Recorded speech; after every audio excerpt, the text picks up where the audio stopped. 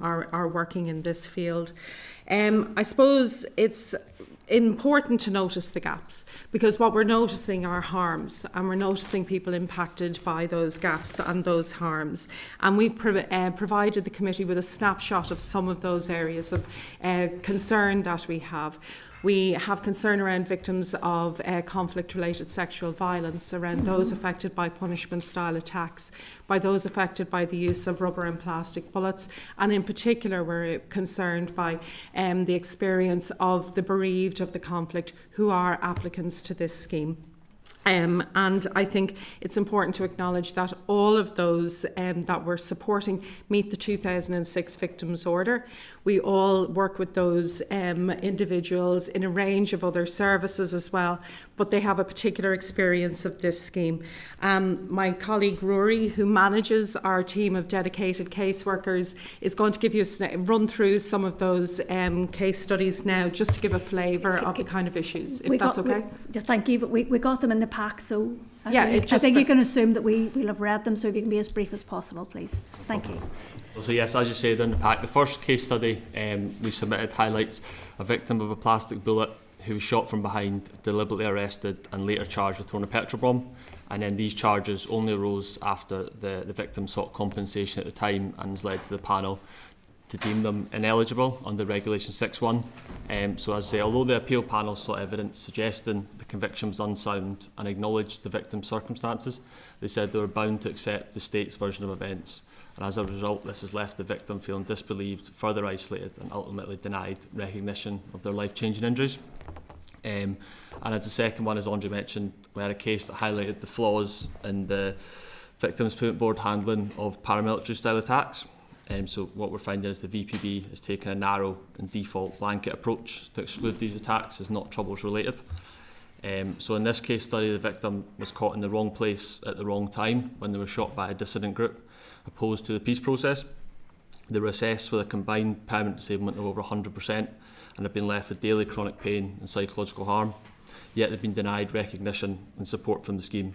And this is a reflection of the wider picture we're experiencing, where a significant group of victims, who are mostly young men from working class communities, who have been subject to brutal violence, are being excluded from recognition and reparation under eligibility. And then in terms of the bereaved, if I can just continue with two. Yes, I'll keep it brief, don't worry. This case, so the case involved a bereaved family where, despite 4 panels reviewing the same information and circumstances, 2 applicants were accepted while 2 were rejected, with unsuccessful decisions stating that because a sheet was placed over their loved one's body as they were carried out, they were not eligible as the immediate aftermath. So the inconsistencies in how these regulations are interpreted by panels are not victim-centred and cause significant harm and re-traumatisation. So in this case, it was over 3 years of forms, assessments and an appeal process, which has led a bereaved family to relive the incident repeatedly. And just the last one I'll finish on is this case involves 2 bereaved applicants who witnessed the death of their loved ones in the immediate aftermath in hospital after they'd been shot.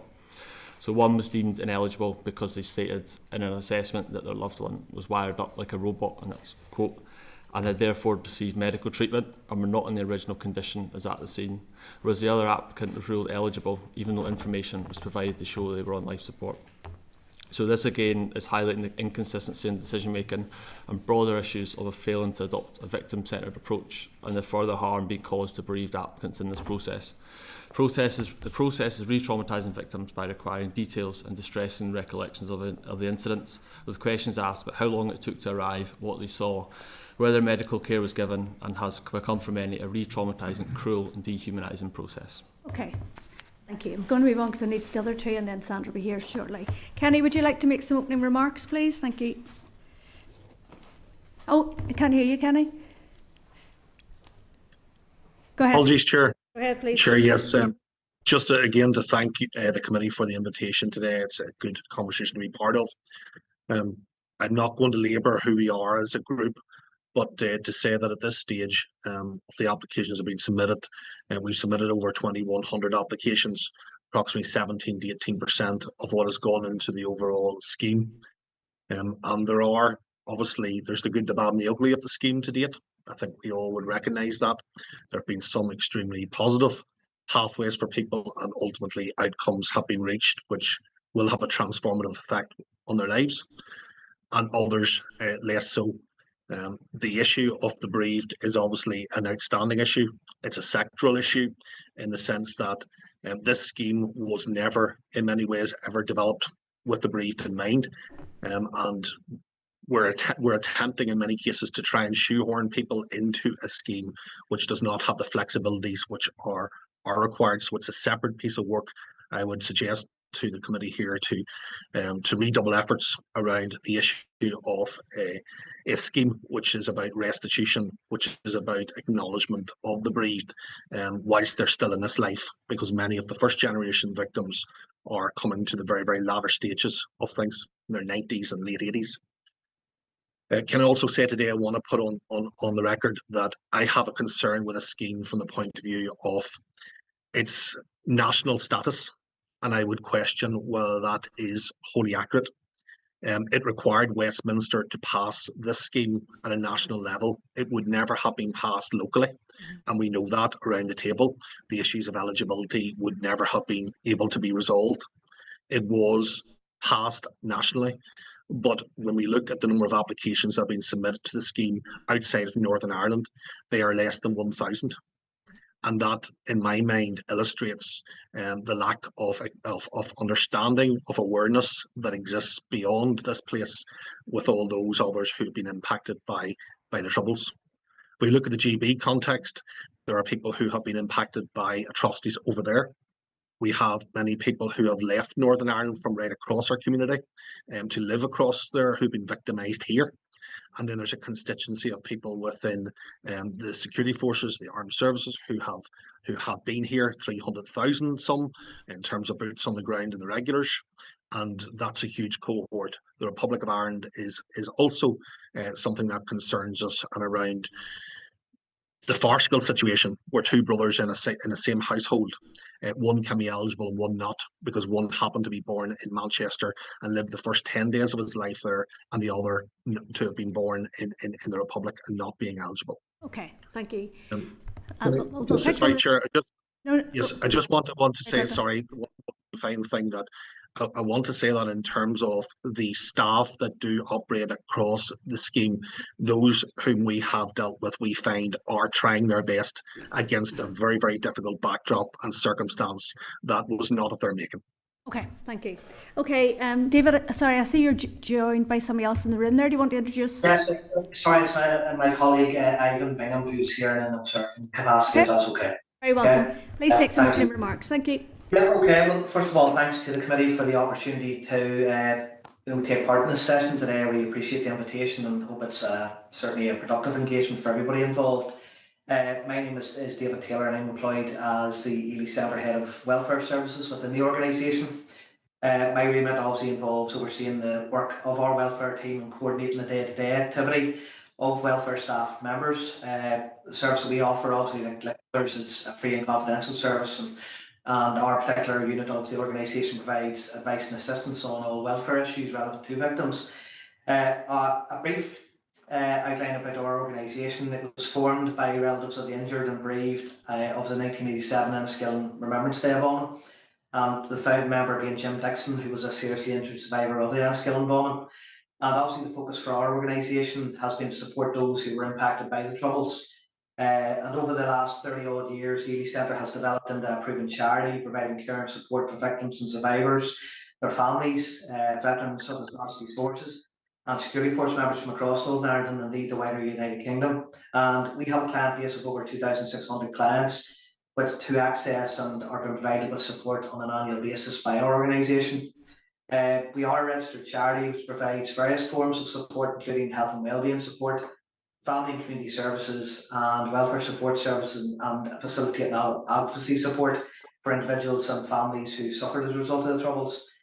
Our welfare service is obviously an extremely busy one, and a considerable focus for our staff since its inception has been the Troubles Permanent Disablement Payment Scheme. This stands alongside the other forms of welfare support offered by ourselves. The scheme support includes direct assistance with the completion of application forms, responding to queries on behalf of applicants and attending assessments with them, and indeed assisting with appeals if required, and holding outreach events within local communities, promoting the work of the scheme and providing information on the process. As you will understand, obviously the nature of the work involved in the Troubles Permanent Disablement Payment Scheme, it's obviously very sensitive in detail, and it's a very difficult process for any applicant, as they recount in extensive detail information around the incidents, or in cases multiple incidents that they were directly affected by as a result of the Troubles. These incidents have resulted in significant and permanent impact on their lives, either physically or psychologically, and indeed many cases, both instances. And with this in mind, we certainly take a professional and compassionate approach to support that we offer to our clients, which is vitally important in building confidence to allow them to go through that process. And whilst we will go into more detail on that, the issues that are involved in the scheme today, we do recognise as an organisation that there are challenges that do exist. And probably one of the most prominent for ourselves is the one of time delays involved in processing applications, which does cause deep frustration for clients, particularly given the age of many of our clients and the passage of time involved. And we do accept, however, that certainly the Victims Payment Board staff have a challenging job in processing and gathering data. We also believe further work is required in terms of more extensive communications and raising awareness of the scheme, especially outside Northern Ireland. Just as a brief, note before I finish here, I certainly want to acknowledge the support that's offered by organisations such as VSS also, in terms of the funding that they provide for organisations such as yourselves in providing that assistance through this scheme process. And at this point, we're obviously due to finish, in terms of applications next August 2026. But it would be clear to us that further support is required as time goes on after that. Those support will be required for applicants after 2026. So I would ask the committee to be conscious of that going forward in the time ahead.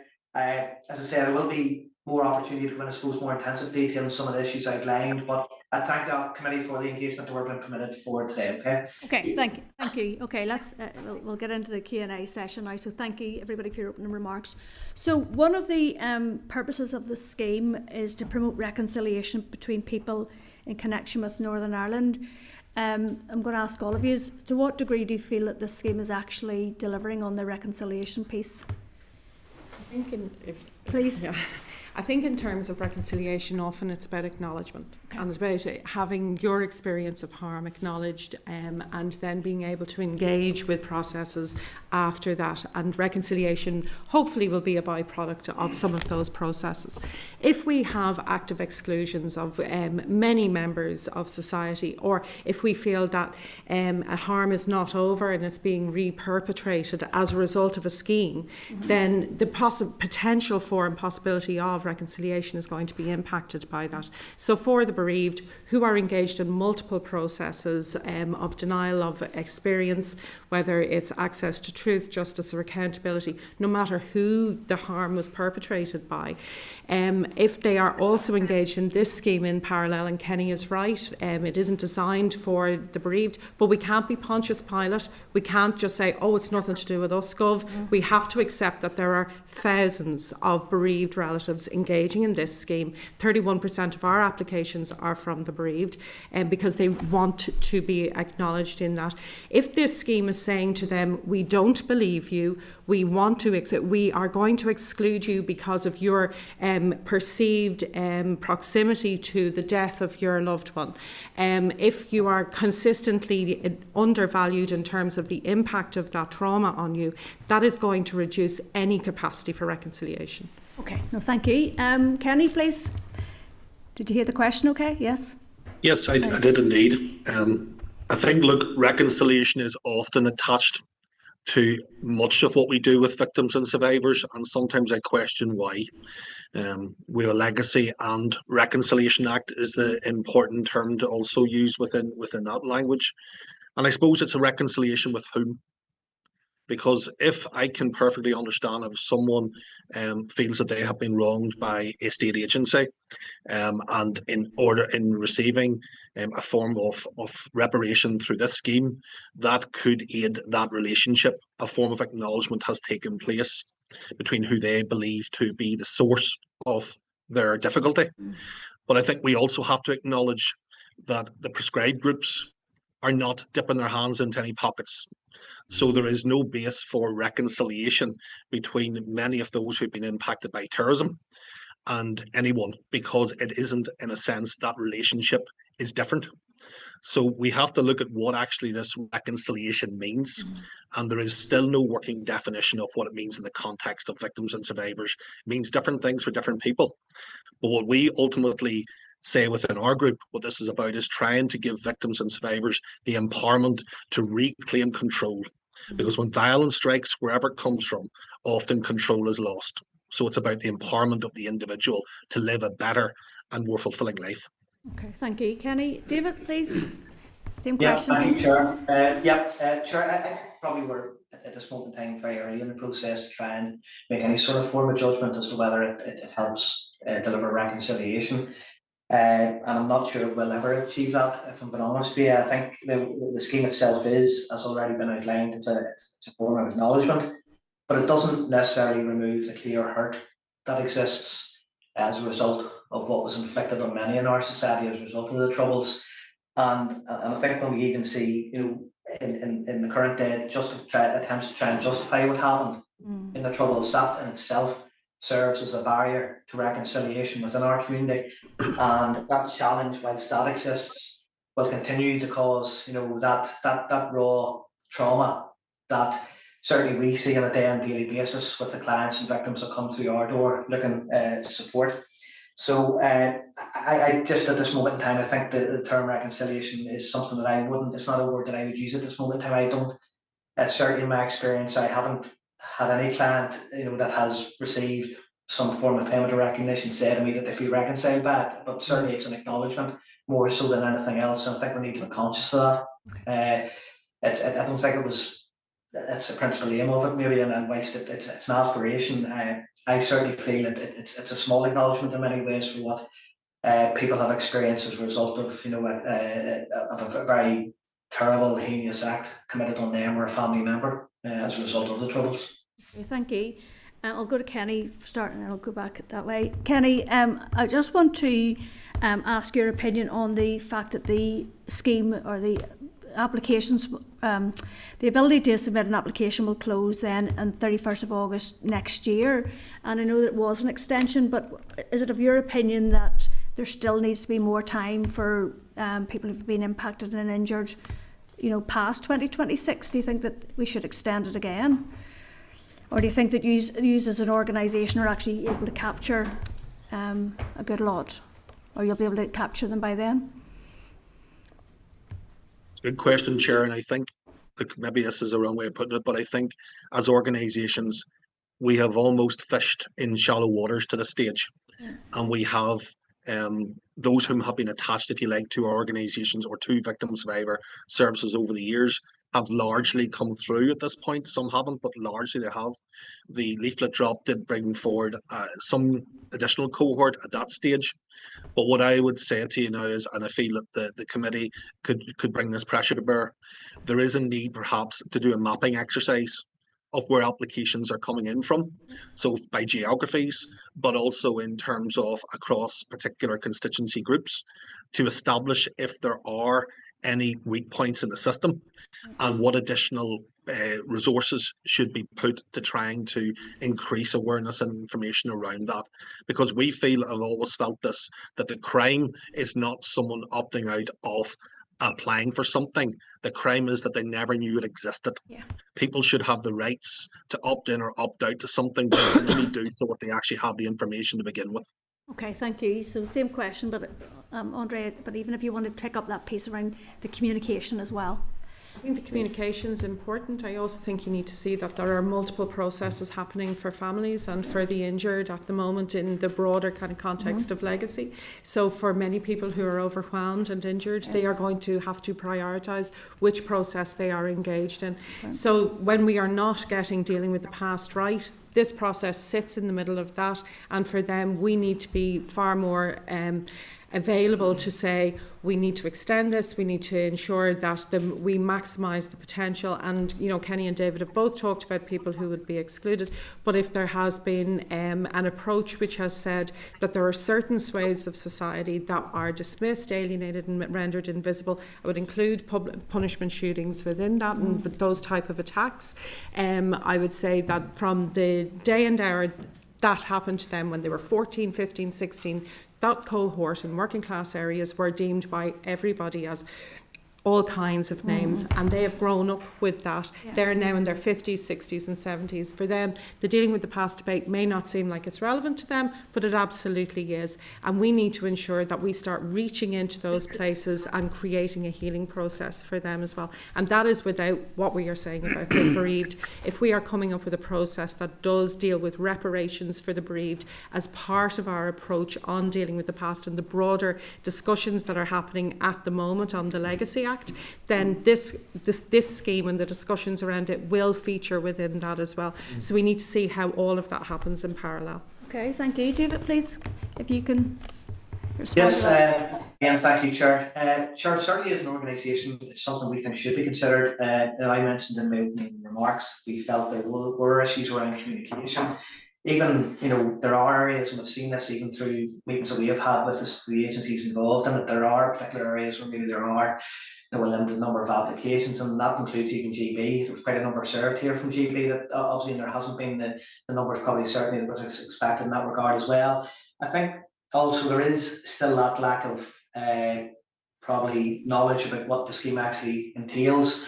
There's a number of reasons for maybe people not applying. One is about the lack of knowledge of it, and despite the fact there was a leaflet drop, in many instances people maybe got a leaflet and put it to the side without actually going into the substantive detail of what was included in that. We also have a situation, I think, too, where there are people within society who have been nervous about actually going forward with the scheme. One of the reasons may have been that they're obviously already, and have already relayed this, suffering considerable hurt and trauma as a result of what happened in the particular incident or instance that they endured as a result of the trouble. We also find a situation too where they don't want to receive any further disappointment, because that in itself places a considerable strain on their welfare, and as a result of that there's reluctance to go forward for fear that they maybe do not receive a positive outcome. And that's something I think we all should be conscious of as one of the barriers probably to people applying for the scheme is that just the receipt of further disappointment. They've maybe felt they have been left behind as a result of what happened to them at the Troubles, and they didn't get the support throughout that period, whether it be grief related or injury related, and they find themselves in a situation where they can't really take any more, and as a result of that they're having reluctant to go forward with the scheme. So it's certainly, I feel, and we feel as an organisation, something that should be looked at. But we also, in doing that, there needs to be a strategy going forward in terms of how that engagement and communication happens to try and deliver a more positive outcome in terms of people coming forward to apply for the scheme. Okay, thank you, David. Deputy Chair, please. Thank you very much, and thank you to each of you for your contribution today and for the work which you are doing in your respective organisations. May I ask, first of all, two questions I'd like to ask. First of all, to what extent do you meet and cooperate with each other to determine the commonality of issues with regards to the scheme, and have you identified those issues which each of you have common ground on? And secondly then, and I think Kenny was the person that raised this issue about the ending of the scheme, or the end date for the scheme. What are the main structural changes that each of you would like to see between now and the end of the scheme, whether it's 2026 or some future date? Okay, who wants to start with that? Go ahead. They're great questions, and would certainly I'd love to bring them back to the team to have a chat to be able to respond with what they're all saying. We have met even in the structure of it in terms of the operationalising of the scheme.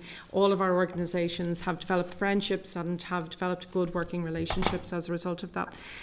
But it's very much on the operational side that we have developed those and can have a meaningful input. In terms of the strategic kind of decision making that has happened in terms of things like eligibility and things like that, we anecdotally all bring similar stories but can have very little impact in terms of the structures that are there, and there is a sort of, that's where the gap lies. So we will all see, for instance, the emergence of the guidance around the unwritten guidance around plastic bullets, but our common experience around the use of plastic bullets and the lack of eligibility of those who experience that harm.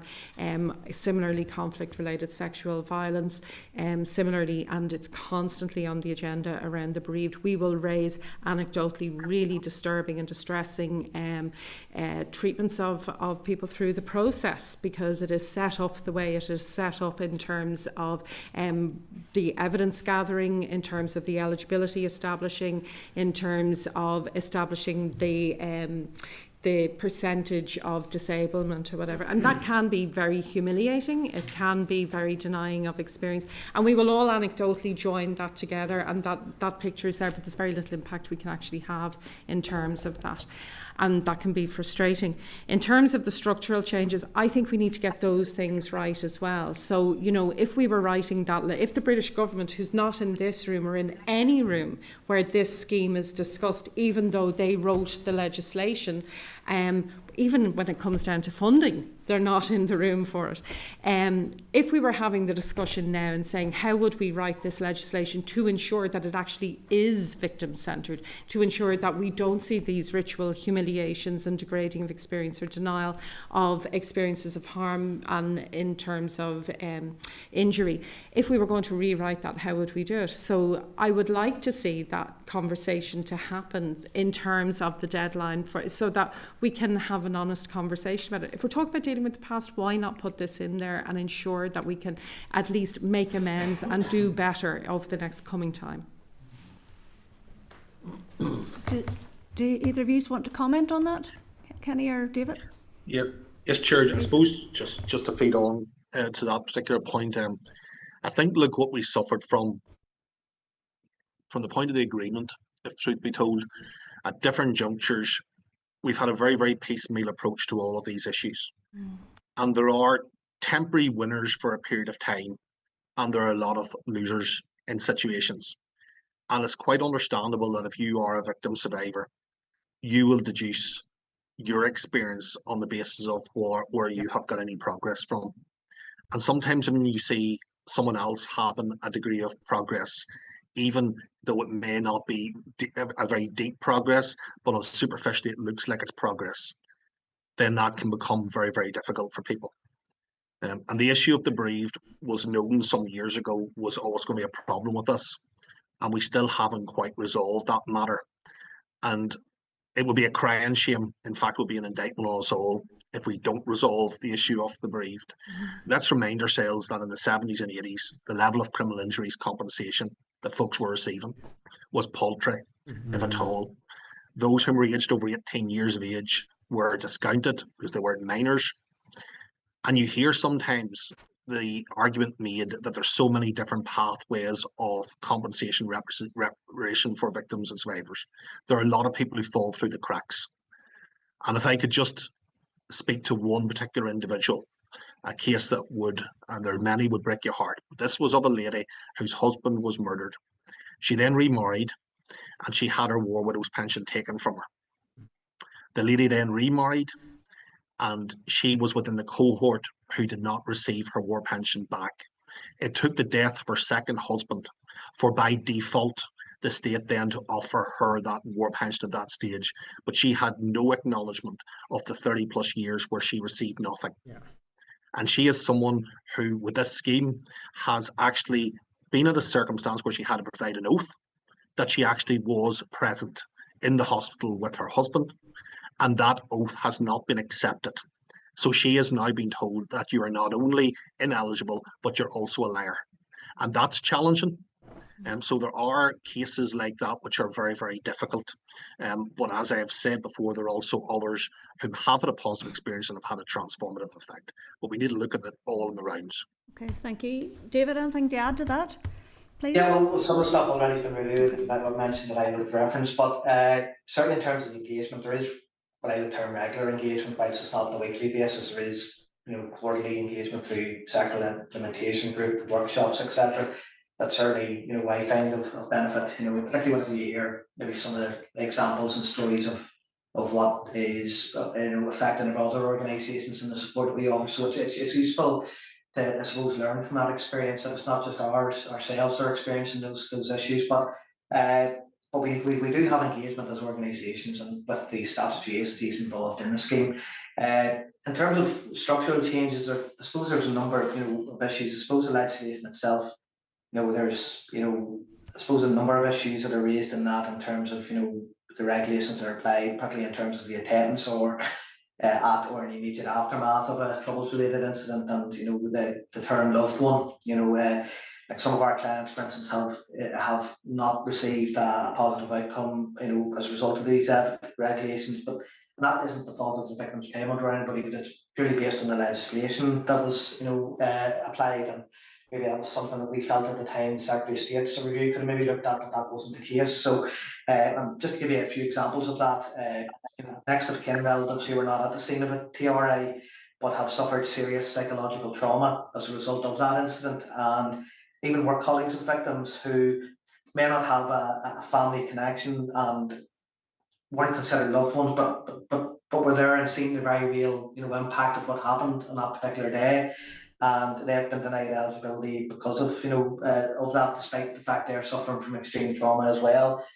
And there has been mention about the bereaved and the fact that they aren't, necessarily recognised in this scheme in the way that we look forward to look towards. So maybe some of the safeguards within this scheme could be applied to a bereavement scheme, and I'm not getting into specific detail on that, but it's something that should be looked at going forward. And I think even from another point I would raise, I suppose, from a structural issue, and it's more about, again, the time frame that I outlined and the length of time that it does take to process an application. Is there a way of reviewing how that information is accessed, and can that be done in a more swift manner that eases the process for applicants? Because I say the biggest frustration that I see on a day-to-day basis is the length of time and the lengthy periods where there's silence, I suppose, in terms of any application because of the process that's been followed. And is there any way that the requirement for information from the various agencies that supply confirmation of existence at the scene, medical records and things like that, that are all used to support an evidence? Is there any way of looking at that being improved going forward for the remainder of the scheme? Okay, thank you, David. I'm going to move on. Harry, please. Okay, thank you very much, Chair, and thanks to each of you. Just going to keep it simple. One question to yourself, can I? You mentioned 2,100 applications, and you said good, bad and ugly. Could you maybe give us a wee bit more breakdown in that, please? I suppose, thank you for the question, Harry.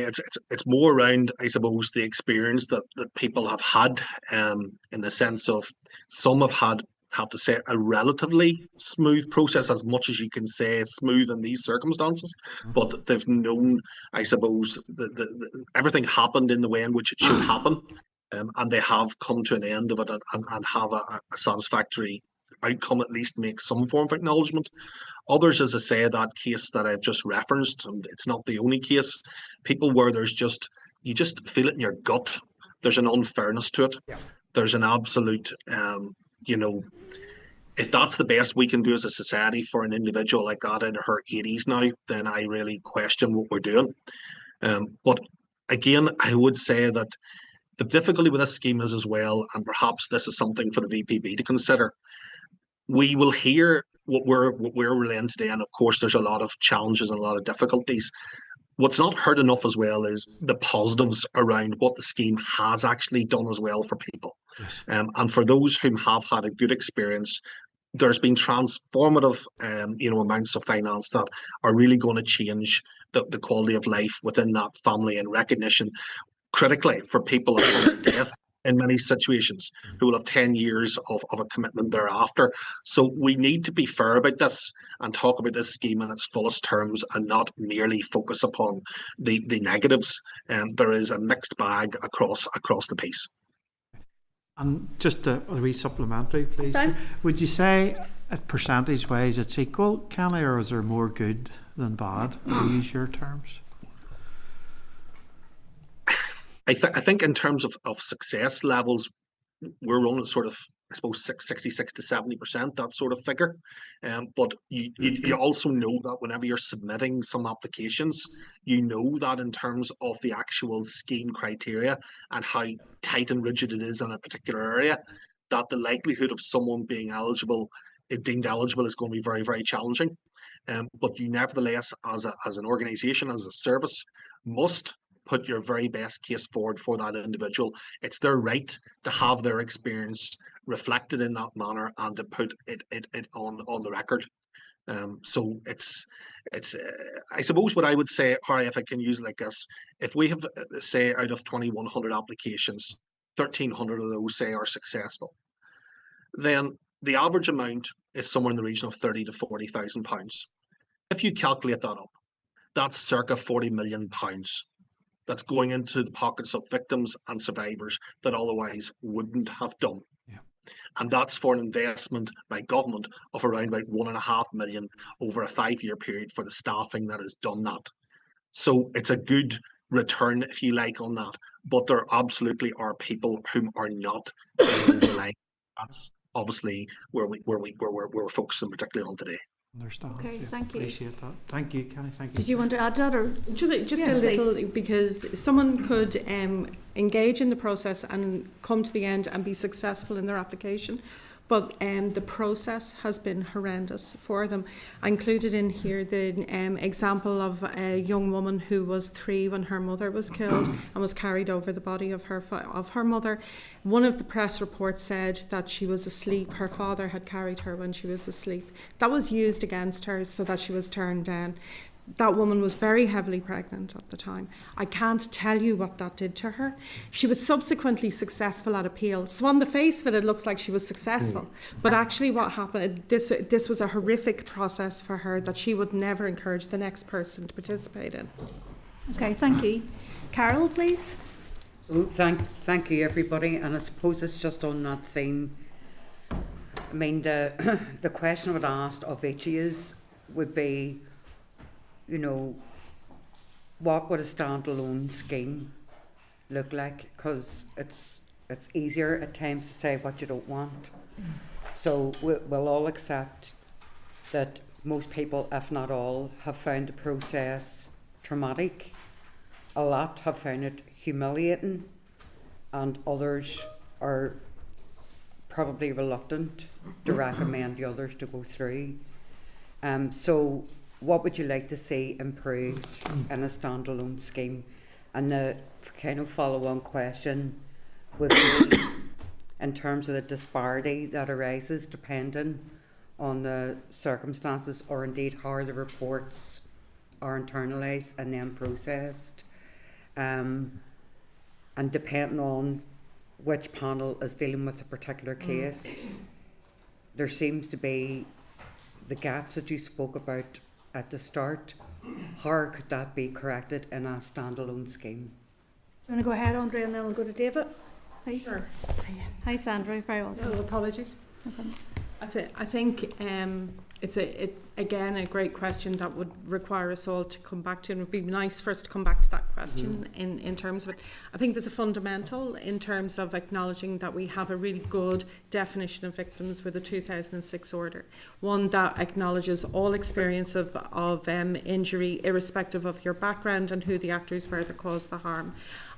This scheme has a default position of what I would say is a pro-state narrative. So a contemporaneous RUC report from the time is believed above the person who experienced the harm. So a standalone scheme that is actually victim-centred, that understands how the conflict was experienced in a really contested way, that we will all, depending on our experiences, come at it from very different experiences and understandings of how documents were recorded, what evidence was recorded and whatever. So a scheme that actually engages with the complexity of how the conflict was experienced and respects the 2006 order would be useful.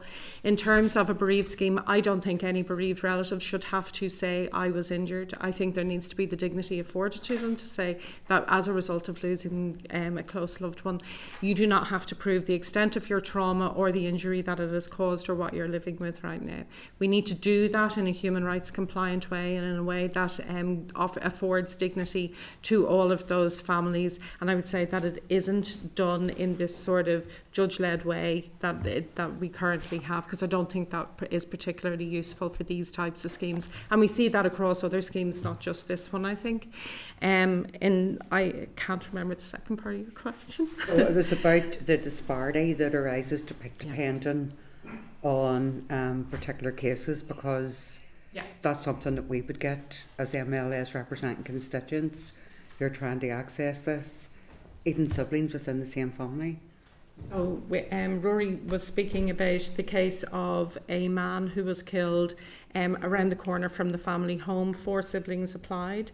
2 of them were successful. The other 2 were told that they all arrived at the scene at exactly the same time and saw exactly the same horror of their father. And 2 of them were turned down at the first stage because they were told they only saw him being carried out on a stretcher, his boots, and covered in a blood-soaked sheet. So they were turned down. Those 2 were turned down. 2 were successful with a different panel.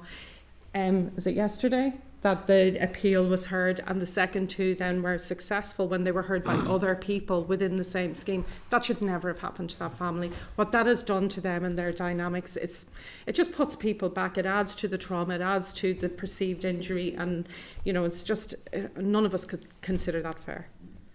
Thank you. David, do you want to respond to that, please? Yeah, just in terms of the standalone scheme list, at this moment in time, our Director of Services isn't here, obviously, and I wouldn't want to go into specifics of something like that, so I think it would be preferred just if we can respond to that probably in more detail at a later point. But I think probably one of the things I would say on it is that there are some within society that still aren't recognised. We have talked about the bereaved, but even those that have offered support in a caring capacity for those that have victims that have suffered serious significant injury as a result of the Troubles, and even those that have found themselves in hardship as a result of what happened to them. There are a number of probably cases that potentially could be looked at and something like that. And in terms of the disparities, it is a concern that we have, and it has already been referenced about the fact that you could have siblings that have went through the exact same situation, but have found themselves where one has been successful and the other hasn't. And it may have been that different panels looked at those particular cases. But that in itself, it causes me, certainly in our organisation, significant concern. It shows a clear disparity and maybe a potential approach been taken in that regard, where somebody's been through the exact same thing, they've showed the same level potentially of trauma as a result of what happened, and one finds themselves in a situation where they're successful and the other isn't. Now, I also don't want to go into too many specifics in that regard, but in even more recent times we've been discussing cases like that, and to me, again, that creates even within families difficulties, where you find one person's hurt been recognised and another's not, by a panel, so to speak, and it's and this is never what that scheme should have been designed to do. This was to provide acknowledgement and some sort of way of trying to recognise what people have been through. But when you have decisions like that, it certainly shows a clear disparity and flaw that's in the process at this moment in time, and that's certainly something that needs to be looked at. Okay, Sandra, did you hear the question okay? No, I didn't. Oh, right, okay. Do you want to maybe repeat it, Carol, or we'll bring you in maybe next, please? So what would you like to see improved in a standalone scheme? And then how can we improve the disparity that arises depending on which panel is dealing with a particular case? And the example to give where siblings in the same family have been treated differently. Yeah, okay. We've always had a long-standing relationship in relation to TPDPS in relation to the intergroup campaigning for it. I would have seen it in relation to the benefit that has brought. It's a groundbreaking scheme, it's new. I think there have been many difficulties along the way, some that could have been envisaged, some that couldn't. And I suppose the big question is around how those are changed quite quickly in relation to making the scheme much more, visible in relation to whatever changes are required. There was an evaluation. It took a year, for the findings of that to come out. And I appreciate there are many complexities around that. I would share Andre's view in relation to the bereaved. To me, are the biggest area that fall outside the scheme, and it's grossly unfair. There's an inequity. People who have witnessed the murder can receive it, the actual family may not receive it, and of course you have differences in relation to siblings. I think the process of going to appeal is very traumatic for people, And there's a real sense of, are you believed or you're not. And there's also in terms of a very direct link in relation to service provision, because people we have found have been taken back, right back to that time, and that has been very damaging to them, and there's a ripple effect on into the family. I think the other thing that needs to be seen is, in terms of appeal, is that there's no higher body, and Social Security is a higher body beyond appeal. So the appeal is to the TPDPS, the Victims Programme Board, but actually there should be a higher body for those cases that should be looked at in the same way as a social services appeal system. I would want to see a scheme that is introduced for the bereaved, that's bespoke to the bereaved, that recognises the bereaved. And I think that should happen, because it is very difficult, I think, for families, and it ties here to recognition, to acknowledgement, and that's grossly unfair. Okay, thank you. I'm going to move on. Brian, please. Thank you, Chair, and thank you all for your attendance today and for the work that you're all involved in supporting victims. So you've certainly helped us in our questions that we'll be asking the officials after, so it's been a very helpful briefing. I've supported various people who've applied to the scheme, some successful, some waiting, and I'm told the average time, is counted in years, several years typically for an application to go through, and I appreciate that's very frustrating. The scheme, I suppose, to be generous, we could say it's a well-meaning scheme, but there are many gaps in it, and as people are coming forward who are genuinely impacted by the Troubles, and then finding they were falling at the edge of criteria and having to make the case, and you've fought for those people. Just to say, it's obviously myself and my party absolutely support that this should only apply for people who were injured through no fault of their own, and that it must be for genuine victims, innocent victims. A couple of things I want to pick up on. You mentioned about, you've given a case study there of sexual violence related to the Troubles, in that case for a serving RUC officer. I do feel this is a massive untold story of the Troubles. Any situation where there's people having an interest in the breakdown in law and order provides the opportunity for sexual violence and abuse. And I mean, I've heard Maria Cahill tell her story, and it's a very striking story, and the struggle to be heard, for people to acknowledge what had been done to her, and the consequences of that. And I'm glad that you've picked that up as one of your cases. I just feel that is, where part of our role is overseeing historical institutional abuse, children and adults, and I just feel there's a massive story there which isn't been told. Clerical abuse in religious institutions, Borstal, this has been highlighted, but particularly from within paramilitary groups and the power that they had in communities and the power of silence over people. I just feel this is something which has not had enough recognition. And Kenny, you made the point about prescribed organisations not dipping into their pockets for the compensation, and they're prescribed, they're legal organisations, but I think the question should still be asked, and they're part of wider movements. Why are these organisations not being pursued in some way to contribute to the cost of the consequences of their actions? I do want to, in terms of a question, I want to ask you, Kenny, with a year and a bit left of the scheme, and as it currently stands, and you talked about the need to do a mapping exercise, and you highlighted the low numbers coming from people outside Northern Ireland, and when we think in Operation Banner, 300,000 people serving in the regular army here in Northern Ireland.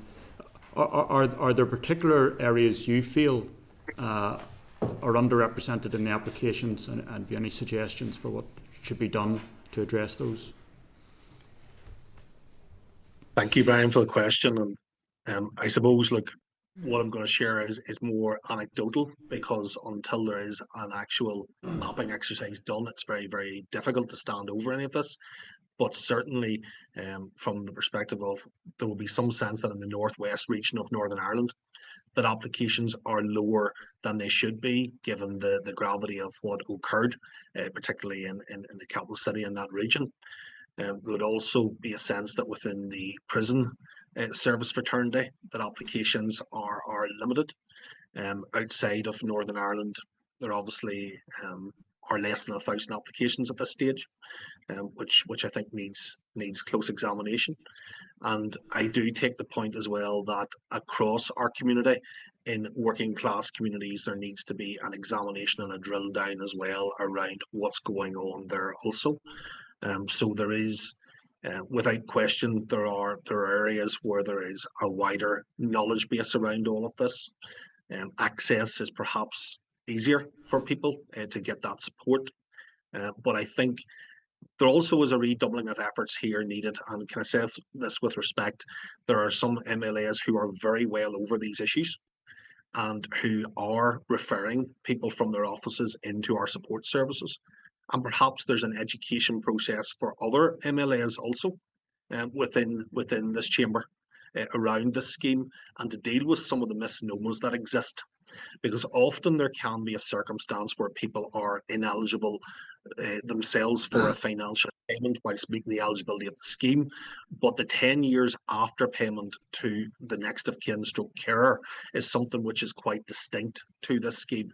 And a lot of people, when they leave this life, want to know that they're provided for their families. And that's something that's really positive about this scheme in my view. So I think when I say not talking about spending 3-6 months doing this, it has to be a focused piece of work and done relatively quickly, or we risk JRs being taken in the future period from people who will make a very, very justifiable argument that they had no means of knowing this scheme existed in order to have a choice whether to opt in or not. Okay. Thank you. Thank you. Then we want to respond to the issue around the sexual abuse of women. I think that's... Thank you for that, and appreciate you drawing attention to that part of it. I think that what you're saying really highlights a number of things. The lack of definition of what our experience of conflict-related sexual violence has been. We did do some information sessions at the very, very beginning of the scheme where we explored that a bit with the academic Dr. Aisling Swain, who's done an enormous amount of work around it. And it also shows how problematic the legislation can be. So sexual violence is experienced in the public and private spheres, whether whether they were in the interrogation centres or in the prisons, or whether they were in the private spheres, often by non-state actors as well. And so if we don't have a definition or an understanding of that, the resulting silences and invisibilities and hiding of those experiences become compounded, and actually speaks to our wider discussion about how long the scheme should last. Because if we do come to a stage where we maybe join up this discussion with the discussions around Security Council Resolution 1325 and its implementation, or the Violence Against Women and Girls strategy, then our understanding of how it's been experienced and how we can provide remedy will be expanded, and those people, both women and men who experience conflict-related sexual violence in that range of settings, will become visible and perhaps become potential applicants. And it also speaks a little bit to the idea of, if somebody, for instance, was in prison when they experienced the conflict-related sexual violence, then they haven't been injured at their own hand. So things become a little bit more engaged, and we need to deal with the complexity of how the conflict was experienced. Okay, thank you. That's very comprehensive. Timothy, please. Thank you very much. Thank you very much for coming along today. It's been very helpful. I suppose I want to start off on the positive, that the feedback I'm getting from victims would be that staff are always very helpful, whether it's within the referring organisation or within the VSS scheme. They're very kind, courteous, and take the people through. The problem is the process, the time delays, the constraints that they're working in, and that's where it seems to be re-traumatising continuously happens. But I do want to address a point, Chair. It was your first question regarding reconciliation, and I think the elephant in the room that we need to consider is, this scheme is to help with reconciliation. But when we look at our system of government, when we look at our First Minister, who lauds victim makers, says there is no alternative, that is a massive part of re-traumatising victims. I think in my own constituency, Thomas McElwee, responsible for the firebombing attack in Ballymena in 1976, where Yvonne Dunlop lost her life, and on a tribute that Sinn Féin made, they said he was kind and good-natured, full of life, as well as brave. I certainly wouldn't agree with that definition. And while we have that re-traumatising going on from the head of our government, from the head of the executive, reconciliation will never happen in Northern Ireland. But going on to some of the points that I wish to raise, from the Innocent Victims Day that was hosted in this building back in March, one of the things that continuously came out of the stories was this issue regarding the bereaved. Yes, the family member might not have seen the person who was killed, but that didn't stop their world being turned upside down. I'm thinking of one story in particular, where the father was out doing a day's work, was murdered.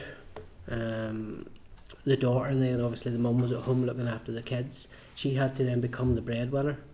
Not one, but two, but potentially 3 jobs. So that daughter lost her father in the terrorist atrocity and the terrorist attack, but also lost time with her mother because her mother had to fulfil that role. And there definitely needs to be something done with the bereaved, and I would agree with the calls that we do need to look at a separate scheme, but that scheme needs to be focused on those that are bereaved, you know, the innocent victims. It can't be perpetrators. You cannot lump perpetrators and innocent victims together. That's part of the reconciliation piece that will never work within Northern Ireland. So picking up on the time delays, Kenny, or moving on, you talked about, was it either 60 or 66 to 70% of cases have been successful. So that's still potentially 30% of the cases that you've dealt with haven't met the criteria. Is that because of poor records, or what's the overwhelming theme coming out of that? I have a story in the office where a lady who worked, she worked in the solicitor's office at the time. She was blew up in a bomb. She was buried alive, left with scars, left with PTSD all her life. Knew the importance of record keeping, but it still took her 2 years and 9 months to get through the process. And I'm wondering, as part of the problem, so that was somebody that had all the records, had all the evidence, and it still took 2 years and 9 months.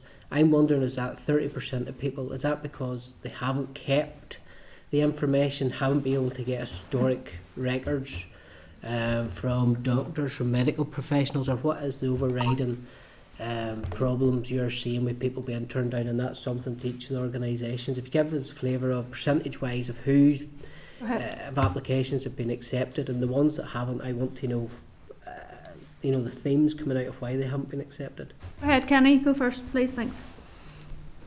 Thanks, Chair. I wouldn't have the precise figure in front of me in terms of how it breaks down, but certainly my sense is that it wouldn't be far away from being 50-50, in the sense that there are people whom don't meet the eligibility of the scheme as per how the regulations are written, and will not be eligible on that basis. However unfair any of us may feel that is, but they won't on the basis of what's there. And the other cohort of people, absolutely, there are issues around, particularly the non-digitising of records back in the 70s and even into the early 80s, where there was not a history of people going to see their GP. There were cultural reasons, some with that as well, depending on where people lived, their comfortability by going to particular primary care providers, and all of that. So there's a mixed bag totally, and some people as well, I suppose, have not had a history over the years of presenting to counselling. Counselling wasn't available as it is today. In the 70s and 80s, many people simply bit that bottom lip very hard, and they tried to do their best in getting through life as best they could. They often turned to a member of the clergy if they were of a faith background, or they turned to their own colleagues and friends, and sometimes they took to the bottle. Sometimes they took to other means to get through. So there is a mixed reason why that percentage isn't even higher than 70%. But certainly of those that we can put our very best case forward, I have confidence in our team to deliver good outcomes, even though the process could absolutely be better. Okay, David, do you want to answer that one as well, please? Yeah, of course. I suppose in terms of positive outcomes, we were similar to Kenny. I haven't got a specific percentage in front of me, but we have a very high success rate in terms of positive outcomes regarding the applications. There are those that haven't been successful at this point. There are issues, I suppose, the eligibility issue, and even maybe in some instances a percentage of the disablement measurement that's taken into consideration. But there are reasons for that, and Kenny's outlined some of them there. For instance, that during particularly the earlier part of the Troubles, that people just really felt they had to get on with things. They didn't go and seek that support at the time, and even to this very day, I could give numerous examples where people are showing a very clear impact, a really very real trauma as a result of what they went through as a result of that incident and the Troubles, but have never felt I suppose confident enough to go and seek that support, particularly things like counselling, for instance. I suppose when somebody's going through that process, that's a very, very difficult process for them. They're reliving what happened, talking about that experience. Not sometimes people feel like it set them back rather than taking them forward. So there are numerous reasons as to why that could happen. So I certainly feel, I'm certainly, like Kenny, I'm confident in the work that we're doing, and certainly as time has went on, we became more experienced with the scheme. We certainly feel we're putting a good application together for anybody that we provide support to. But there are, I suppose, issues just that if information is difficult to retrieve, that doesn't help any applicant in terms of supporting the evidence that we're providing, and it may be at times because they didn't seek that support at the time over the years that have passed, or that it just isn't the records on occasions. And sometimes it's very clear that people are at the scenes of incidents, and sometimes we feel maybe they're having to go that extra mile all the time to proving that if there isn't a particular record. As Kenny maybe I think outlined earlier on, if somebody's been told they weren't there, it almost made them feel like that they're not telling the truth. And that, how does that make anybody feel as well? So there are various issues for people not being successful. I think the eligibility and obviously disablement rate, because there is a 14% threshold that has to be met before anybody can receive any sort of payment. But there are issues that we see on a regular enough basis on anybody that gets a negative outcome. Thank you, David. Sandra, please.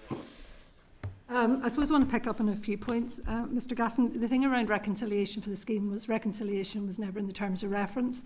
It's very much around the fact that people had outlived, for example, people who were very severely injured had outlived their compensation. Thankfully, they may have only been compensated for 20 years. They're now 60, 70 plus, and they're living with that dearth in relation to resource, in relation to the permanent disablement they've suffered. And I think it's really important to distinguish that, because that's what this scheme was about. It was that permanent disablement. And where people have difficulties, there's lots of difficulties. There's recognition of age. 1 to 3 is not recognised. Yet Siobhan O'Neill, our health champion, would say those are the most formative years in relation to trauma and the impact of trauma. And the same applies, of course, to HIA. We're not, 0 to 3 is not recognised. And I think that is a big issue in relation to this scheme, that lack of recognition.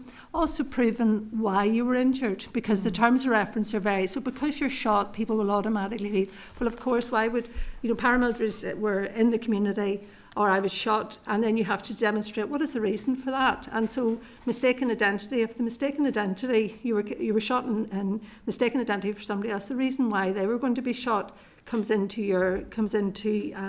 the issue in relation to how your case is looked at. The other thing is continuous trauma. There are very clear issues that rest within the scheme in relation to recognition of continuous trauma. They disappeared, something that's very close to the work we do, not recognised, and yet I would argue psychologically that's one of the most devastating, distressing events any family can come through. But if they didn't recognise the abduction, they're not recognised. And in fact, the issue around that continuous trauma is not recognised even when they did see the abduction, because it's the reality of what those families have gone through the years. So that continuous impact that continuous impact when people are living within communities where violence is ongoing, that they don't ever really escape what happened to them because it's ongoing and other things can happen to their family in that period of time. Proving proximity is another issue. And I think that also causes difficulties in relation to individuals. And I suppose it's around the presentation. I can see a very detrimental impact for women, particularly women who kept their families together, who went through very difficult times and who worked their whole time. But by God, they struggled in relation to that work and to hold their families together, and where that actually can have, impact in relation to degrees of disablement. So I think there are very clear reasons, and I think that the 0 to 3 is an issue that is consistent across other areas of work that you're looking at. And I think cognizance needs to be taken of Siobhan O'Neill as health champion in relation to what she has indicated in relation to how that's formative in relation to how people are today. Okay, thank you. Andre, do you like to? Oh yeah, go ahead. No problem. Just to pick up on your first point about no medical evidence, we're finding that a lot, and it's not necessarily why people are turned down, but they're being referred to psychological assessments, and then they're being referred back to CAPITA. So that's then, and then they basically go through an audit process, and this has taken several years of that application process, which is re-traumatising for applicants, where they're having to relive the incident and being asked intrusive questions on several occasions. But in terms of why we're finding maybe people are being turned down, again, we don't have the exact figures, but it would be kind of similar around eligibility. So where the panels are saying it's not troubles related, or also the bereaved, as was mentioned, aren't at the scene or in the immediate aftermath, and then maybe where they were in the immediate aftermath, they're being disbelieved. So very often there's accounts, often the state or the RUC's accounts are then used against them, and then they're said, can you explain the discrepancies and how you remember how your loved one passed away? So all these and that's basically used then to make someone ineligible. So it's all around that kind of criteria around the TRI and the immediate aftermath that we're finding. Okay, thank you. Anya, please. Thank you, Chair, and thank you everyone for coming in and joining with us and briefing us today. My first question is for Rory and remarks that he made during his opening remarks, in relation to victims of plastic bullets and rubber bullets. Rory, how would you suggest, I suppose, that the conflict inversion of events between victims and state actors is addressed? So I think is to remember that it's a victim-centred approach and to believe victims. And obviously there's sensitivities around that, Regulation 6.1, but it's where there's, in this case, which is what, there's strong arguments to suggest that the conviction was unsafe. There was more, accounts given to the panel to show them, and in this instance the panel turned to the victim and said, we understand you, but we're bound by this regulation, and it's I guess it's not taking a rigid approach and just remembering it's a victim-centred process and they should be at the centre of the process. Again, holistically as well. Thank you, Rory. And I suppose my second question is for everyone. And you've actually touched on it in your response to Timothy there, Rory, CAPITA. What is your experience of victims that are going through assessments with CAPITA? Are they trauma informed? Do they take a holistic approach with victims? And I suppose, is there room for improvement? I think that it depends who you get, right? Very often we've had really positive experiences from some assessors, but we've also had negative, but it's mainly structural that creates this. So the routine, asking to see people who've suffered head injuries, having to see scars for women who are maybe suffered the head injury many years ago and having their hair, asked to remove wigs, and other forms of scarring. When there's clear medical evidence, it's just there in black and white. There's no need to bring the person in and ask them to get down to their boxers to show off scars. No need at all. And right the way through to psychological assessments where if a person hasn't, for lots of really good reasons, and this is really gendered, where women were terrified of seeking medical assistance during the conflict if they were suffering from psychological injury, that their children would be taken off them. So they didn't seek assistance during those years, and now they're going to the psychological assessment for this scheme, and that can be a really upsetting, re-traumatizing experience, particularly because they are asked not just about function, but to relive the harm that they endured, and that was really difficult. To speak to some of what Rory spoke about there, one of the strong elements around being disbelieved is if you were affected by a plastic bullet injury, very often you didn't go to the hospital because the RUC was there arresting people in order to justify the use of plastic bullets at the time. Or if a person then went for civil proceedings, then they were arrested and charged with riotous behaviour or whatever. How the conflict was experienced in different areas is something that we all know and we all recognise, but the scheme doesn't. There's a default position of believing the first comprehensive report that was written that was inevitably by the state, and if you were affected by state harms or later on, then that could be something that will really impact on your progress. Right, thank you. David, do you want to take that one, please? Yeah, certainly. Thanks, Chair. Chair, I suppose at the beginning of this process there would have been obviously a fear about going through these processes, particularly in terms of Capita, because of the bad press, the perception that they would have been around, for instance, the PIP process, as an example. And whilst I would dearly wish that applicants didn't have to go through these processes to try and prove a disability, I can genuinely say that I've found so far the approach to be a fairly positive experience. And whilst it's a difficult process for the applicant to go through in terms of obviously talking about the condition that they have, talking about the trauma that they've experienced, relaying the detail of the incident that they were involved in, I would say that those that have been carrying out the assessments, and again, I'm speaking from our experience as an organisation, and my colleagues could obviously comment on this as well, we have found the approach to be professional and to be compassionate in many instances, and certainly is something I welcome. I would also say that Capita do engage with us on a regular basis, and we have contacts within Capita that if we did have any concerns about a particular assessment or anything that we felt wasn't appropriate, we have those channels to raise those concerns. But I couldn't genuinely sit here today and say that everybody's receiving a bad experience or not. From our point of view, it's not easy, and we have to be there to support our clients and the applicants after those processes to make sure that their welfare has been looked after. But certainly from the approach that has been taken so far, we've found it a more positive experience than not. Okay, thank you. In terms of process, sorry, Kenny, please. Thanks, Chair. Not to reiterate what others have said, but I think again with Capita, and I want to say, to be fair to VPB and indeed to VSS and TO and DOJ are all involved in this. There's some really good focused sessions that have been offered over the period of time of this scheme, where we've all come together to discuss a range of issues, and in many of those circumstances there's been workarounds for particular issues that have been raised. So there has been a willingness to try to do what they could, and sometimes people will say, well, that's on the margins, maybe the issues, the systemic issues haven't been able to be moved, but there has certainly been an effort on the part of people to do what they could.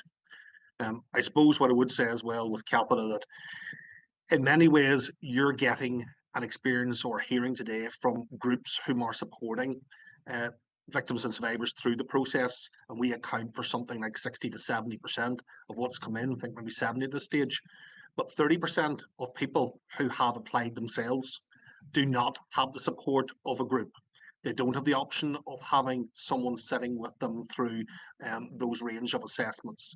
And it's actually that constituency whom could have an even more difficult experience than that which has been relayed to you today through our groups. But we have to try and do as much as we can to be with people throughout the process. It's not simply about submitting an application, waiting for an outcome and then appealing if it's required. It's about being with them at all phases throughout. And just to say as well today that the services the pressures that we have had across our organisations around our health and wellbeing orientated services, counselling, a whole plethora of other services as a result of this scheme, that also needs to be acknowledged. People whom were previously unknown to the victim survivor sector are now coming in, being supported, and then want and need to require the other support services. Thank you. Go ahead. Chair, sorry, if I could just come in on that, just to support Kenny on that comment. I don't think probably any of us, really envisage the impact it would have on all our services as organisations, and we're seeing that as well. That there's that practical support that's needed.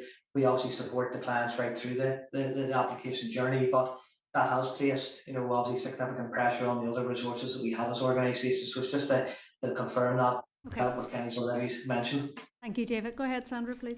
Well, I think at the very, very outset, Justice McAlin led the way by getting trauma training, trauma education into the Victims Programme Board. And based on that, there was a ripple effect of that being viewed in relation to having every cohort go through. So I have a disclaimer, and we engage in trauma education with Capita. Each cohort comes through.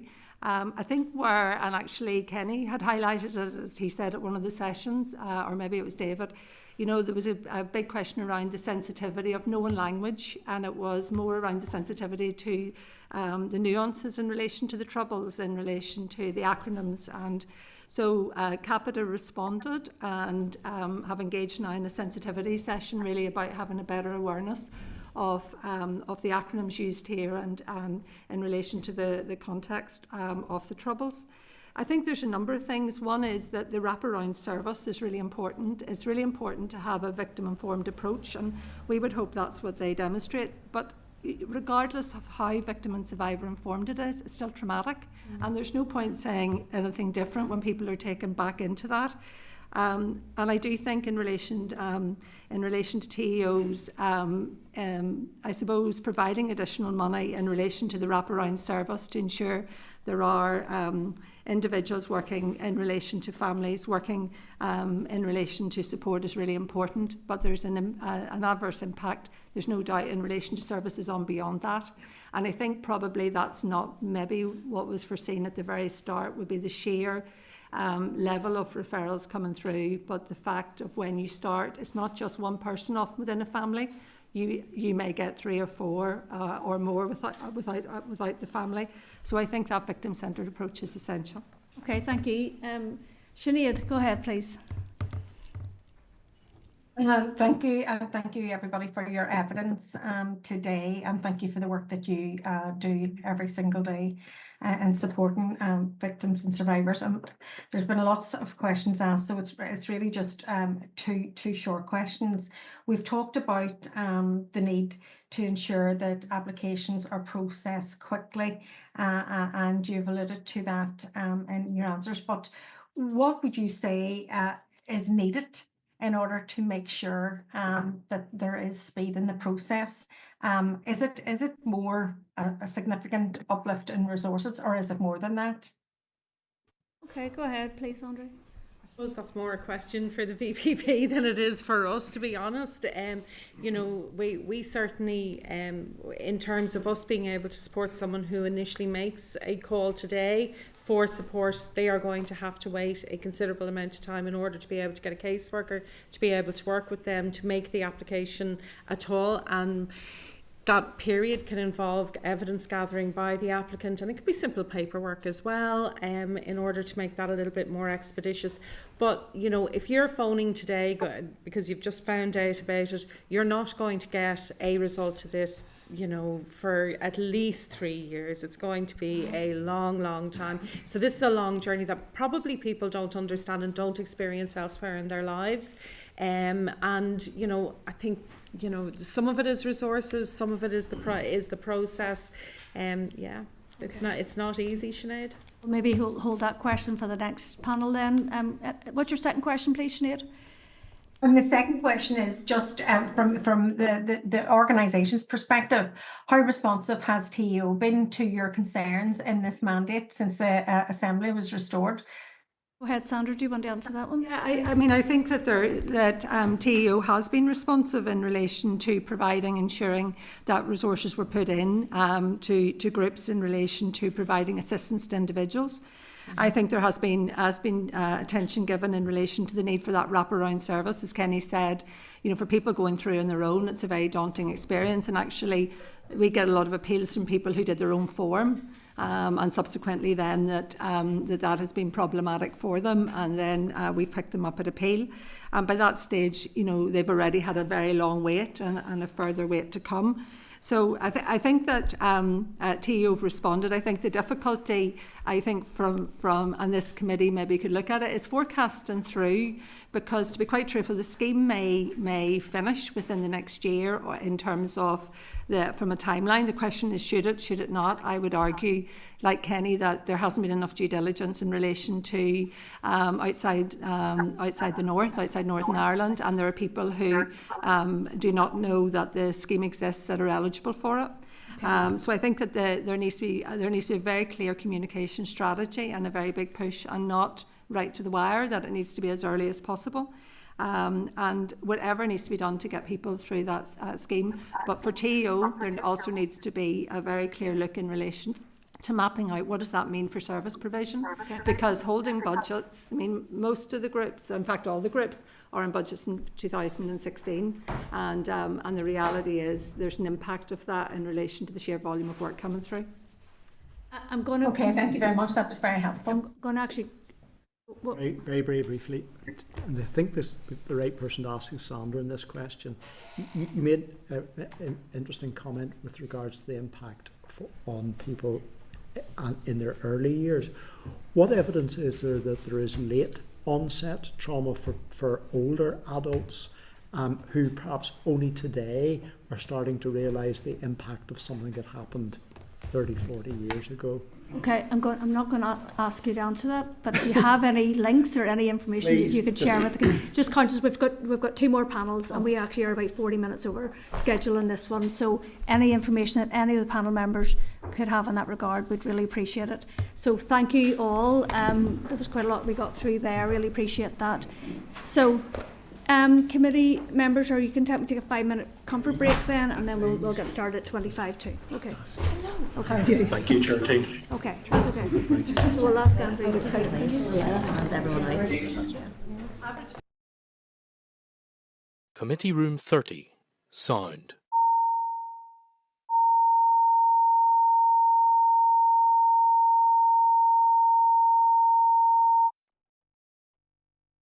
Committee Room 30. Sound.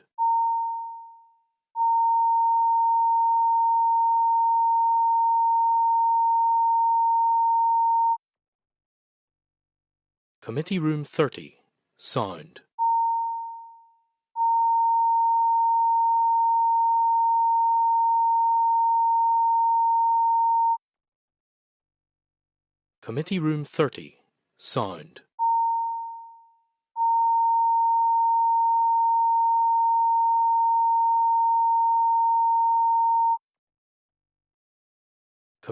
30. Sound.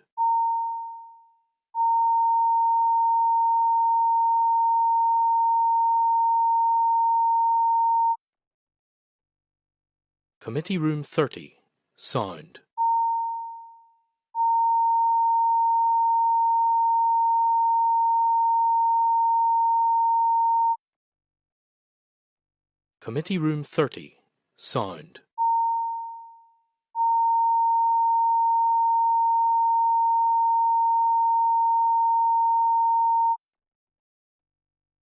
Committee Room 30.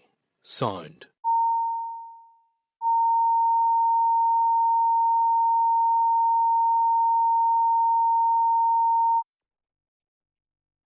Committee Room 30. Sound.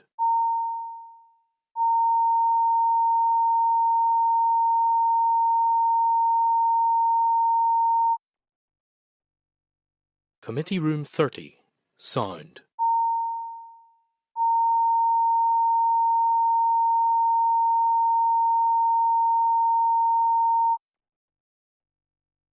Committee Room 30. Sound.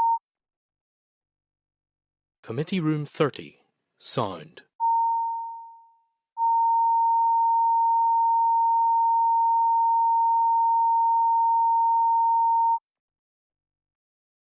Committee Room 30, Sound.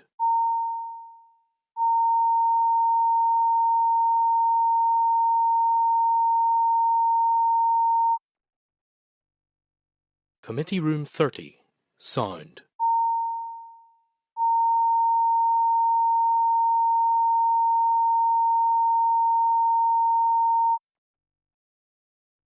Committee Room 30, Sound.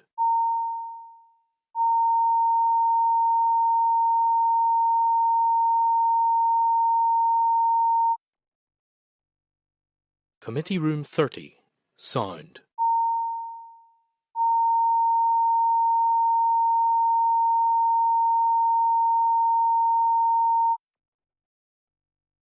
Committee Room 30, Sound.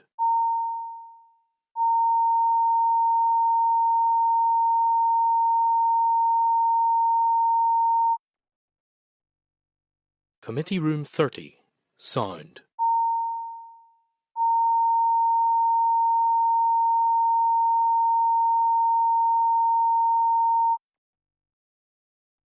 Committee Room 30, Sound.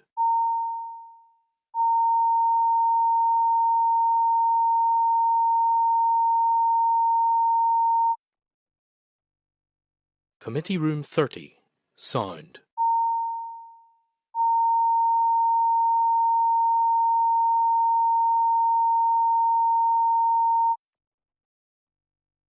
Committee Room 30, Sound.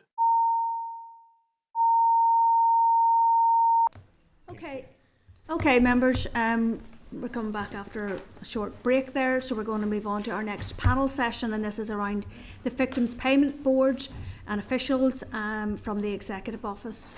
Brian, had you got a suggestion? Yeah, I mean, on our agenda, as you say, we have the VSS coming in and also departmental officials. We had planned 2 separate briefings. I feel we'll be asking similar questions of both.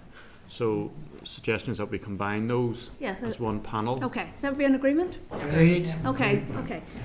Okay, so members, I'm going to refer you to pages 78 to 79 of your pack for the clerk's brief, pages 10 to 13 of the table pack for the briefing paper from the department. And as per the agreement there, we are going to have a panel that consists of the Honourable Mr. Justice McAlinden, who's the President of the Victims Payments Board, Mr.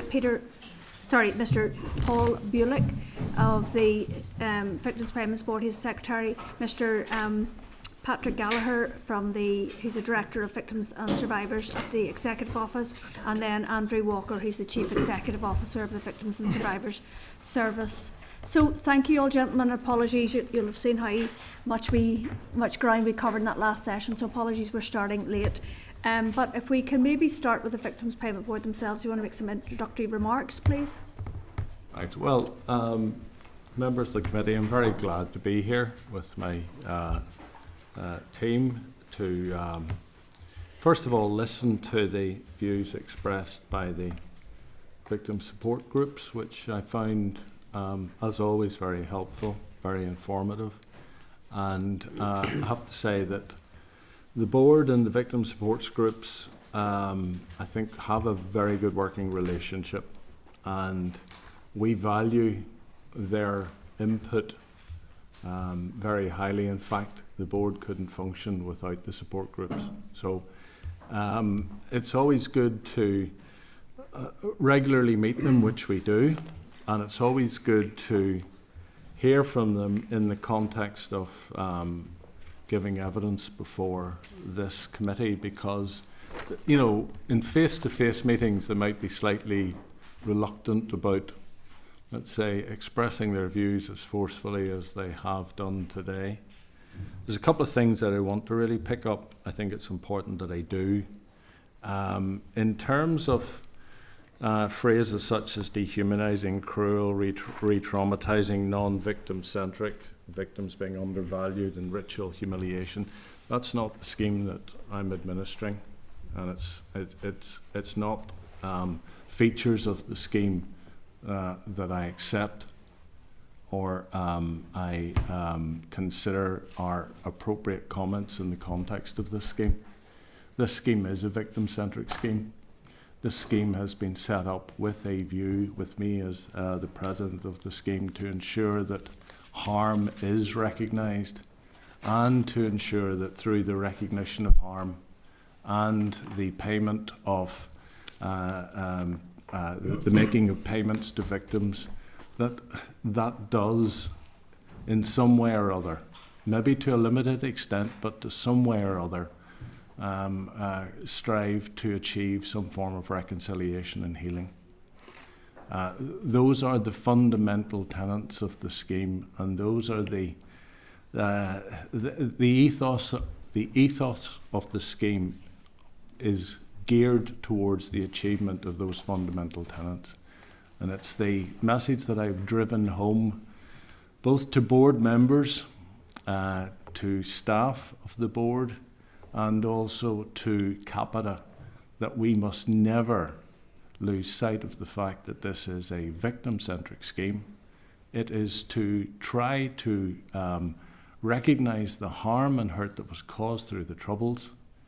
It is to try to provide financial support for those suffering from permanent disablement as a result of the harm they suffered during the Troubles, and through those mechanisms, those limited mechanisms, to provide some form of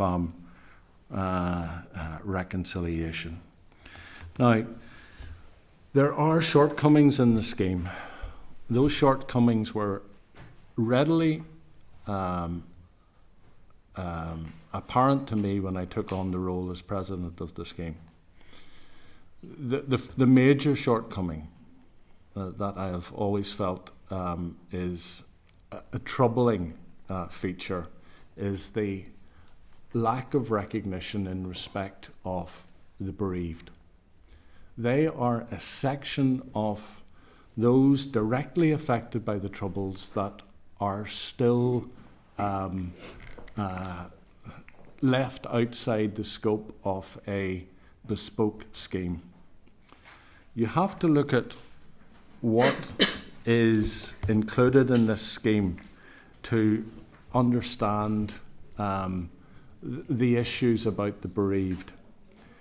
A person is entitled to payments under the scheme if they suffer an injury which was caused by a Troubles-related incident, when they are present at the Troubles-related incident, or in the immediate aftermath. Now, it's not in terms of appreciation of a deceased loved one.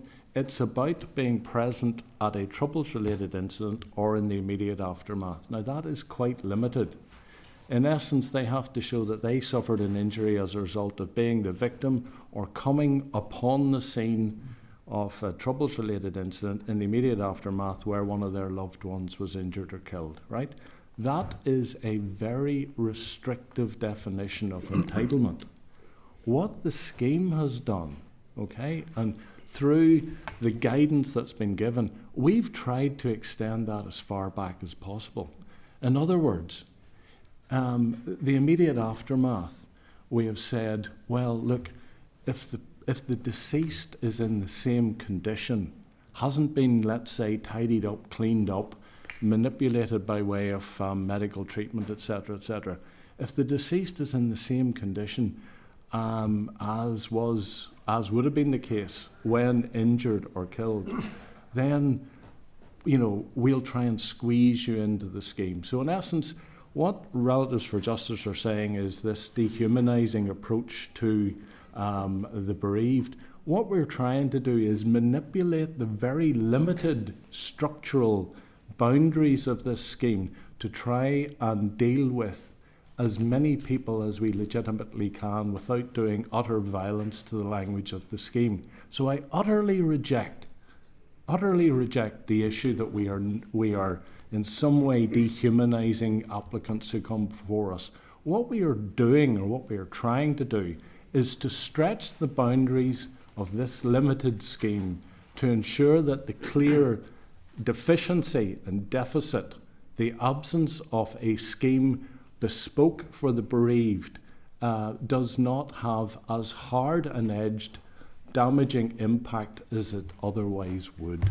Okay? So we are making our very best to try and expand the scheme rather than narrow the scheme. Now, another comment was made about the default position as to who to believe. Absolute and arrant nonsense. Okay? We have to, under the terms of the scheme, determine that a person has been the subject of a troubles-related incident that has caused injury and that has resulted in permanent disability. That is an evidential fact-finding process.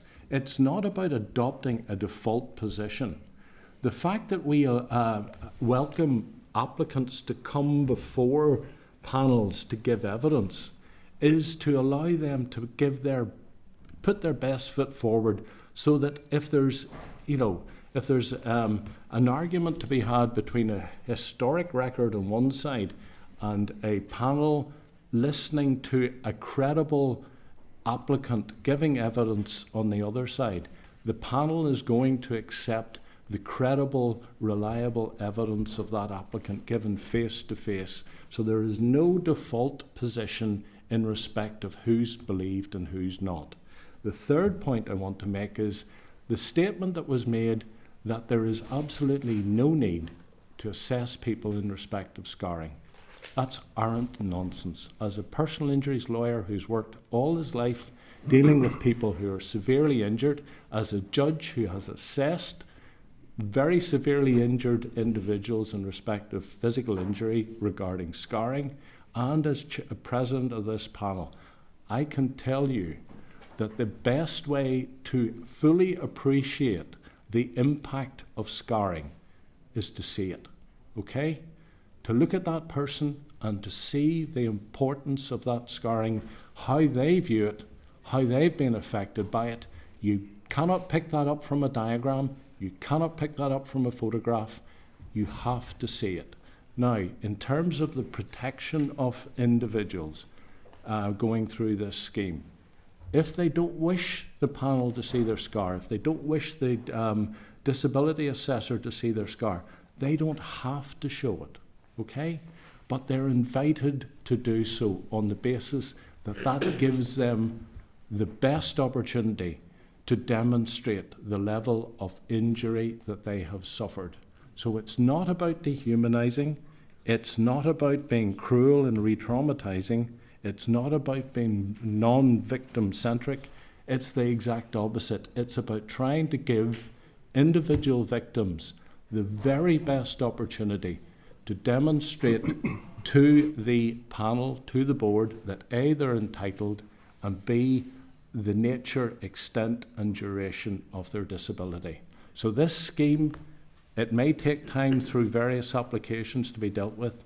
The time that's taken in relation to applications is a factor and a function of the care that's taken, not to exclude people, but to ensure that everybody that is possibly entitled gets a payment. Okay, we'll leave so, your... yes, no, I just wanted opening remarks. Yes, I appreciate. Those are the opening remarks that I wish to make, because it's important now. One further thing. The bit about the extension of the scheme, right? We will get back to that. We will get back to that. Go ahead, please, Patrick, if you want to make some opening remarks. In terms of your... Mine was very much just around setting out as in the paper, the roles between the TO and the Victims Payment Board. So as you've heard from Justice McAlinden, the board has that operational responsibility. TO's responsibility is around the policy and the funding, and the key element that we have is the support services, which you've heard from the groups previously, that we fund the support services over 7 million to date on ensuring that there's welfare officers and admin support to help people with their applications, keep under constant review the needs. You know, we've also added in health and wellbeing because we recognise the wider impact that was spoken about in the earlier panel, that there's more funding that's been provided in recent years to increase the health and wellbeing support linked to the scheme. Another key element that TO have responsibility is the evidence partners, so linked to the evidence that the board need to be able to to be able to assess an application, we have arrangements in place that we fund PRONI, the PSNI, work with the Ministry of Defence and anyone else, the health service, to make sure that people are resourced there and teams are resourced to go and get the evidence that's needed to support the applications. So just, the figures were in the paper that was provided, but they're obviously keep improving and keep going up, and we're over 90 million now, has been paid out since the start of the scheme.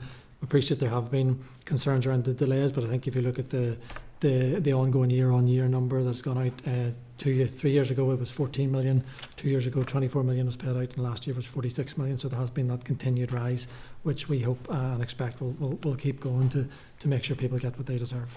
Okay, so you've just touched on some statistics. We'll maybe come back to that in a question. Would you like to make some opening remarks, Andrew, please? I suppose we've slightly changed the dynamic now in terms of merging the two panels, so I did have some opening remarks, but I'm quite happy to feed into the questions if that's preferable, just in terms of time. But I think you've heard a little bit about VSS role already in terms of the support for the organisations that you heard from this morning, so maybe I'll just feed in if that comes up during the questions. I appreciate your indulgence in that regard. Okay, coming back to yourself, Justice McAlinden. So, in terms of, to what degree do you feel that there's an impediment to the process without having an external or a different appeals layer to this? Well, you have 70 board members. The 70 board members then make up these panels. We have regular training sessions to ensure that there's consistency of decision making, but I have to accept there are some examples of inconsistent decision making which then are referred to me. There is an appeal process. There's also an internal review process where I can direct that a decision be looked at again by a different panel on the basis I am concerned about the outcome. So there's this internal, let's say, review and appeal. The next level is the judicial review option, which is available to applicants who feel that the scheme or that the panel has not decided the case in accordance with the regulations, or is otherwise failed to comply with fair process or whatever. So we have experienced a number of judicial review applications. There is actually one judicial review application ongoing at present about the definition of a troubles-related incident and an injury flowing from that, which relates to punishment shootings. So that issue, which we understand is an issue that Relatives for Justice and others have raised, that is a matter which has already gone to the High Court. Mr. Justice Schofield has heard the case and has reserved his decision on that. So we can, I don't think this idea of another external layer of appeal is either warranted, cost-effective, or necessary.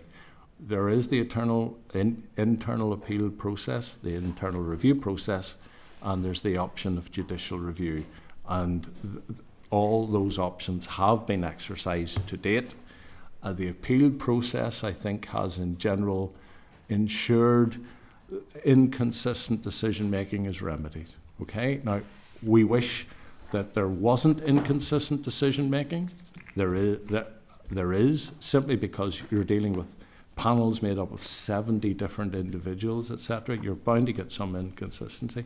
There's a database of decisions that's available to all members of the board so that they can consider how other panels have decided similar cases and ensure consistency. So we're doing all that we can in respect of that, but I don't believe that an external appeal mechanism short of judicial review is needed. Okay, thank you. And the other question I want to pick up on is in terms of the time taken to process applications, and I think you'd indicated there that in many ways it's taken so long because you're trying to get the right decision. So if you could maybe speak to that, and if there's anything in terms of TO support, Department of Justice or otherwise that could... Look, there's a number of issues there. First of all, a lot of these applications relate to very old events, okay? Documentation is limited.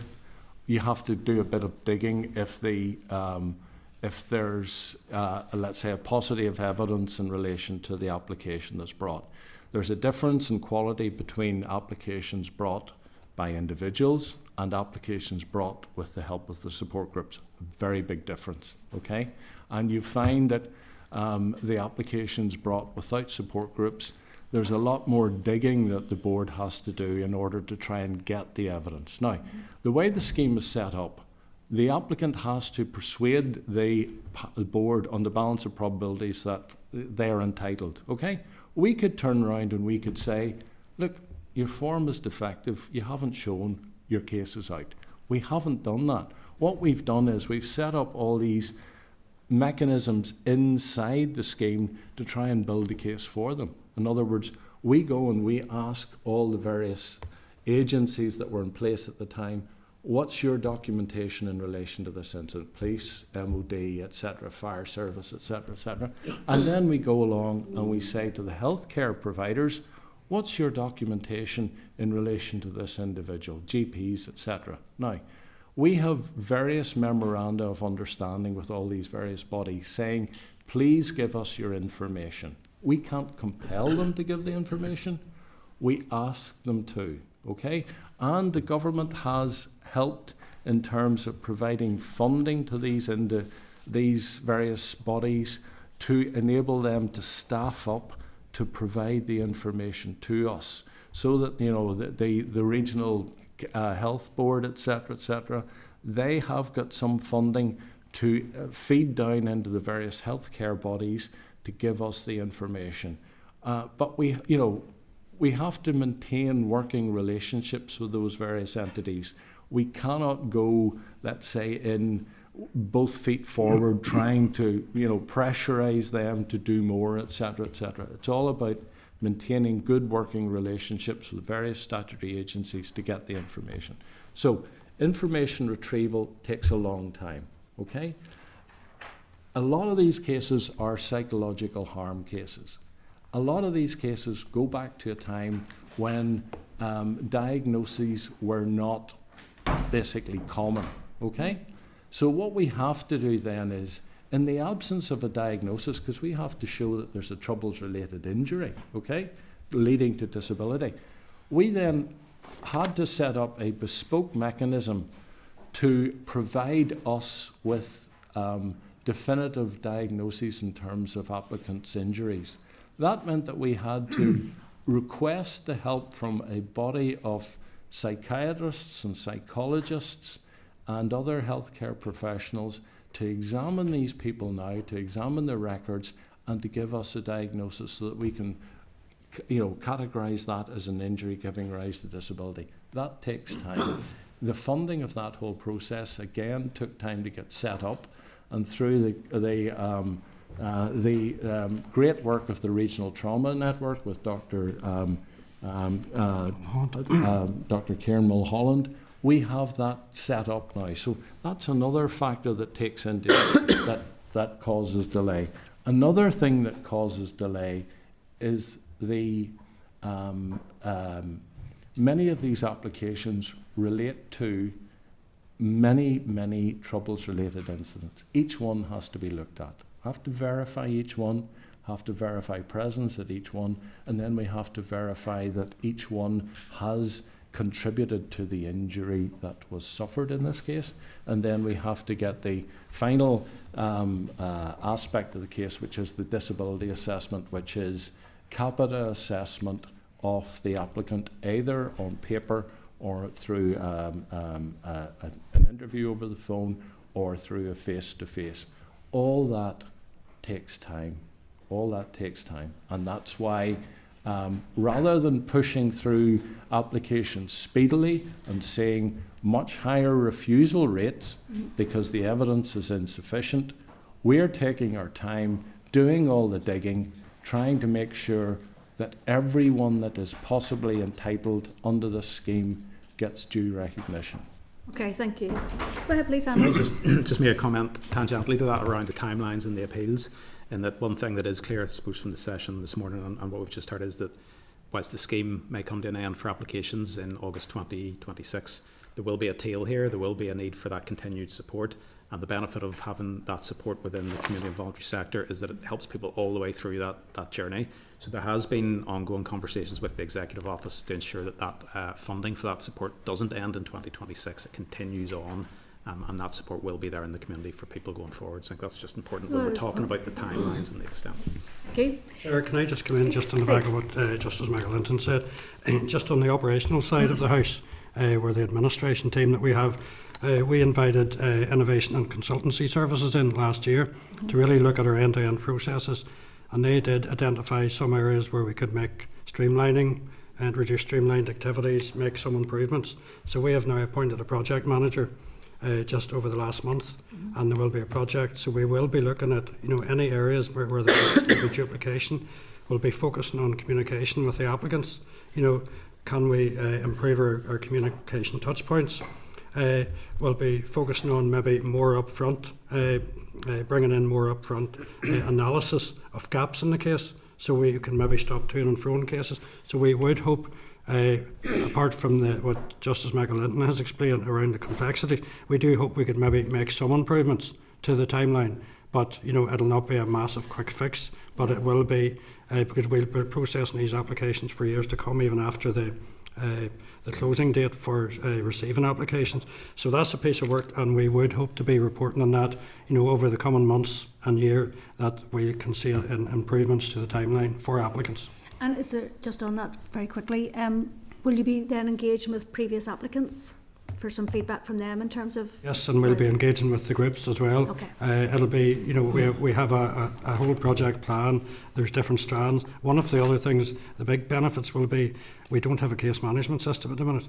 We're acting with a portal with its own restrictions. Yeah. The case management system should should remove a lot of time out of the system, or out of different parts of the process. Yeah. So, but no, certainly we will be engaging with all relevant stakeholders as and when we can and need to. Okay, thank you. Deputy Chair, please. Chair, thank you. I have two questions, but I want to just go back to the last statement that's been made, that you don't have a case management system. No, we have a case management portal, but when we were designing this scheme, we were designing it from scratch.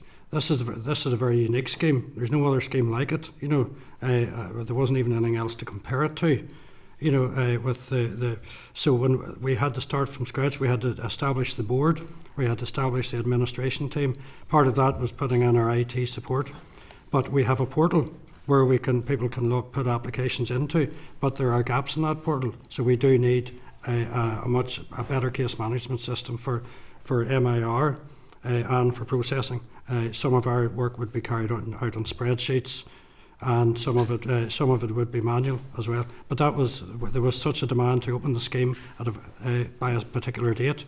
We had to have something in place to allow it to open. Now, since then, we have made many improvements and enhancements to it, and I would say it's a good system, but there's room for improvement. I have to express concern about that, Chair, particularly given the length of time the scheme has been open for, and I think that's an issue which the committee might want to return to, and perhaps invite the Northern Ireland Audit to examine that as a shortcoming. Can I address? Can I just say, David Chair, we have been audited recently on a number of the processes, and there was nothing of major concern that came out of the audit. We have good, robust systems in place. We have 3 subcommittees on the structure of the board. We have a business assurance committee, or looking at governance and risk and business planning, and then we have an operational committee. So our governance and accountability between the board and the executive office is very robust. Just on the executive office point of view, we do have those arrangements to scrutinise the work of the board and to work through it. I think in an ideal world a case management system would have been there at the start, but we have to remember this legislation was handed to us without any engagement with the departments or governments here, so there was not that time that you would have done if you developed your own legislation to plan. It was written and delivered at Westminster without engagement with the Northern Ireland Executive. Then, as Paul has talked about, the speed of turning this around. We know the age profile of victims and the needs of victims, that there's obviously that speed in that campaign to turn around as quickly as possible. Equally, huge focus has been on increasing the rate of applications, which, as I said, has gone from 14 to 24 to 46 million. That has been an understandable and a reasonable priority, while ensuring that the governance is there. As Paul said, the audit office have been in and found no concerns or no major concerns, and we are happy with the scrutiny at the accountability meetings. Chair, I don't want to delay this, and I hear what's being said, but I have serious alarm bells ringing that an organisation that's handling this amount of public money, and more importantly dealing with very vulnerable victims, doesn't seem to have a case management system. Can I reflect two questions to Justice McAlinden? Justice McAlinden, you heard today, and you made reference to some of the frustrations, and I appreciate the remarks that you've made about some of the comments that were made, but I think broadly speaking there are some frustrations equally that have been made in respect of the scheme. And I think you've indicated that you have perhaps pushed out to the edges as best you can of what's in front of you. But what further support can you give within the limitations of the legislation as it currently stands? And I suppose as a supplementary to that, if you were writing the legislation, how would you do it? Yeah, well, as a serving judge, I'm not supposed to comment on legislative matters, but as president of the Victims Payments Board, I feel quite happy to do so, right? We have a fundamental issue here, right? The whole issue of victimhood is a divisive issue within our society. And it is so divisive that the local elected representatives, the local executive, were unable to agree a scheme that facilitated all views in terms of victimhood. Okay? So we had Westminster take up the baton and in essence impose a scheme which I think no one is very happy with. Okay? First of all, the issue of the bereaved is a massively, I think, painful issue for many. I think in terms of where we are with the whole concept of a troubles-related incident, I mean, the definition is an act of violence or force by reason related to the constitutional status of Northern Ireland or the political or sectarian hostility. You have difficulties fitting in sexual violence within that, okay? I mean, you have to differentiate between the thuggish activities of paramilitaries and an act of violence for political ends, okay? You know, the two are not equated. Just because it was a paramilitary did something or something like that doesn't mean it was a troubles-related incident. So that is, you know, and I know that that's a matter of dispute, and I know that that will be part of the argument in terms of the judicial review about punishment, beatings, etc., etc. But we have quite a limited and narrow definition of a troubles-related incident, and we have quite a limited and narrow definition of victimhood, and we have the exclusion of the bereaved. Now, those are issues that locally this executive, this assembly could deal with if they could agree, okay? If they could bring their heads together, they could reconstruct this scheme to make sure that everyone that was injured, okay? Now, the issue about no fault, I mean, I fully appreciate that. You know, I fully appreciate that in terms of paying money to someone who was injured as a result of involvement in an act of violence themselves, that actually re-traumatizes the innocent victims. I know that, okay? So that's a really thorny issue, right? But there must be, with goodwill, okay? With your life experience, you all are, you know, products of this society. The key issue that we have to look to is, you know, we have to focus on the past to try and deal with legacy. We have to focus on the past to try and deal with the issue of victimhood, but we also have to try and move forward. Our society at present is trapped and caught, okay? Because of our inability to move forward together, okay?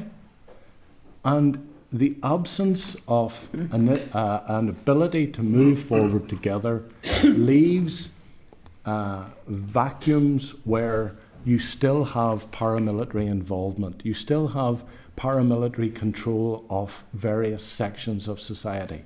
And that's because those disaffected individuals do not see the type of progress and working together in our executive and in our assembly that there should be. Okay? So in terms of this scheme is a microcosm of the problem that is societal. Okay? This scheme is a microcosm of the inability of people to recognize what went on in the past, recognize that there was fault on both sides, apologize and open up for the hurt and harm that they caused. And that's where I am very strongly of the view that this whole legacy process is so one-sided, because we have the state that has to open up and we have the paramilitaries that are basically keeping stone. Okay? That is unacceptable. Okay? If you want to move forward, everyone has to open up.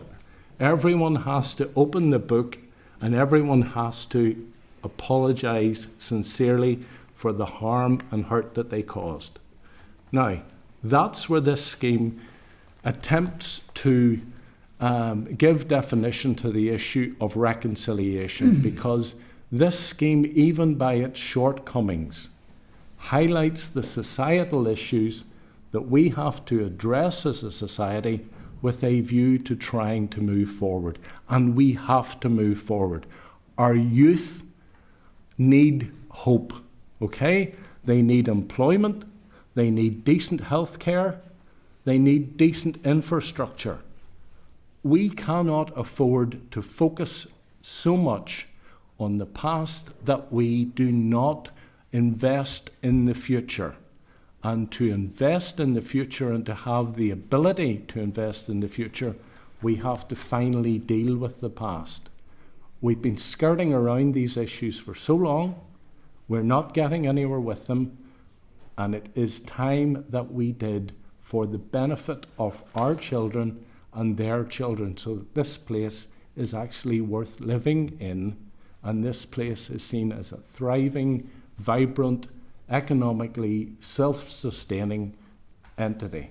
Okay, that's what we need to focus on, and that's where I think we're not achieving, and this scheme is just a microcosm of the difficulties that we have in society.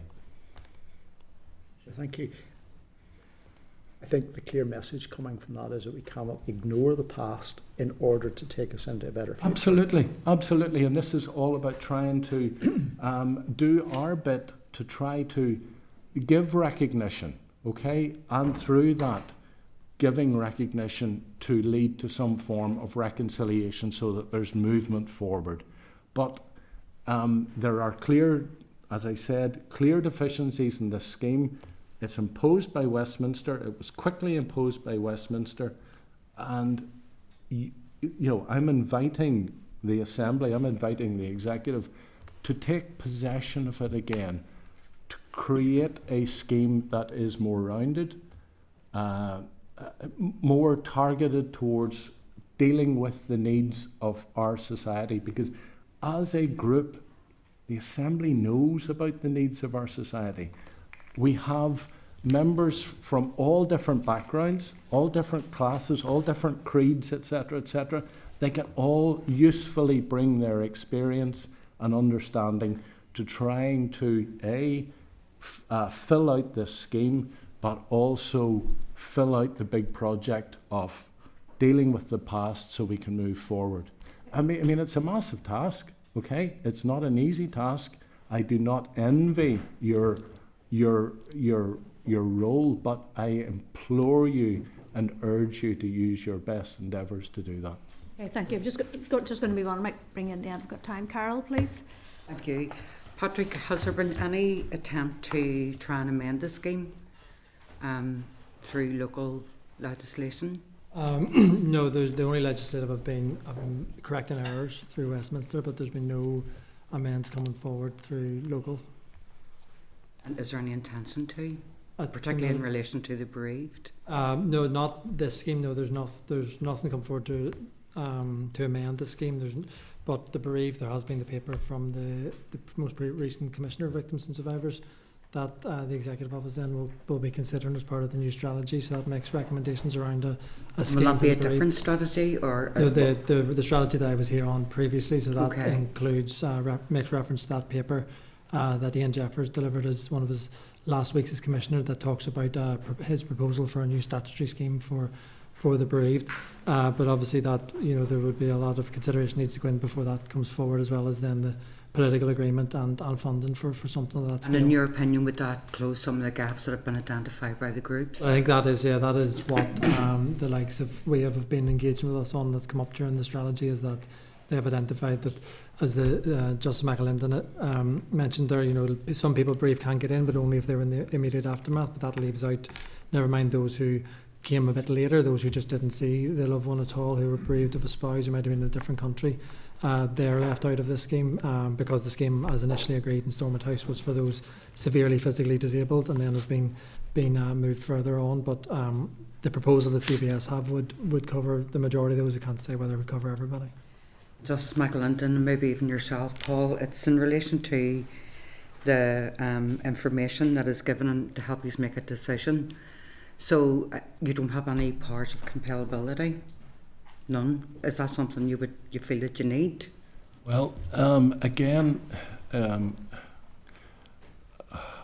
it would be, yes, it would be helpful if you could demand medical records within 14 days, okay?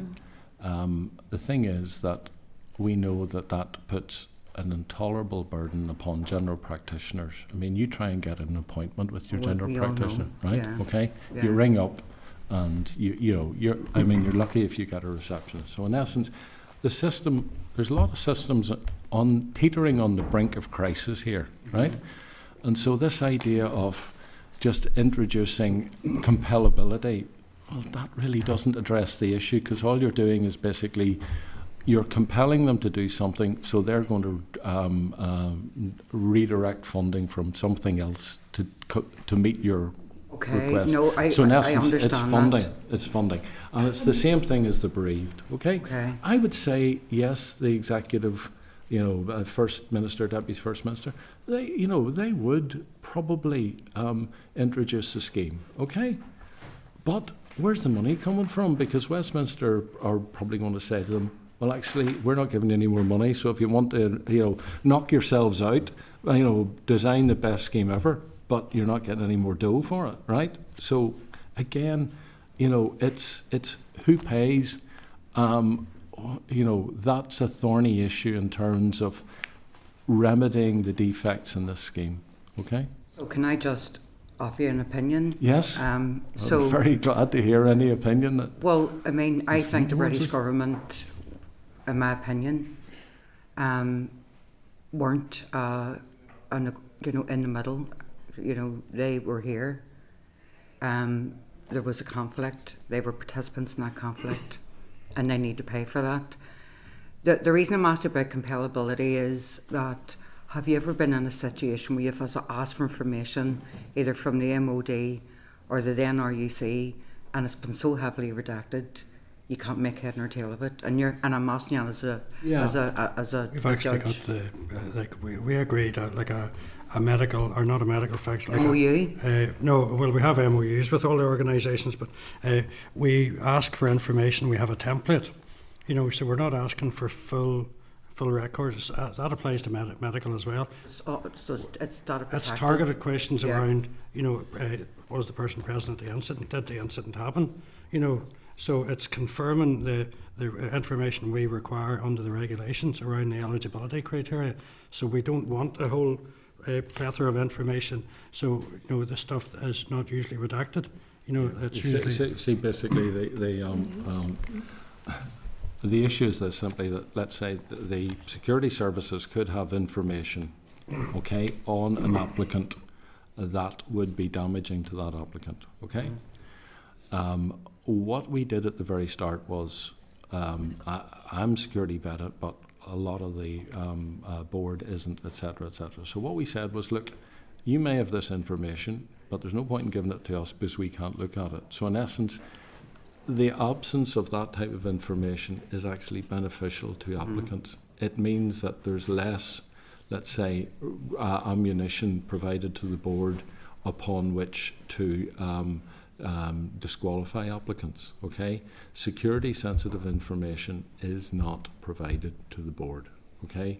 So that means that you could argue that some applicants who might otherwise have been excluded are not. So the issue of redaction doesn't apply, and the issue of the provision of security sensitive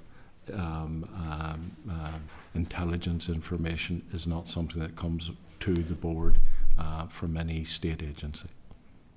Thank you. Okay, thank you. Brian, please. Thank you for your answers so far, and indeed for your candid comments. And I Maybe would, too candid now. I mean, no, but no, it's appreciated. Noted for that. Yeah, and I acknowledge you are operating within limited criteria, and that you need to uphold the integrity and consistency in the scheme. And I hear what you say about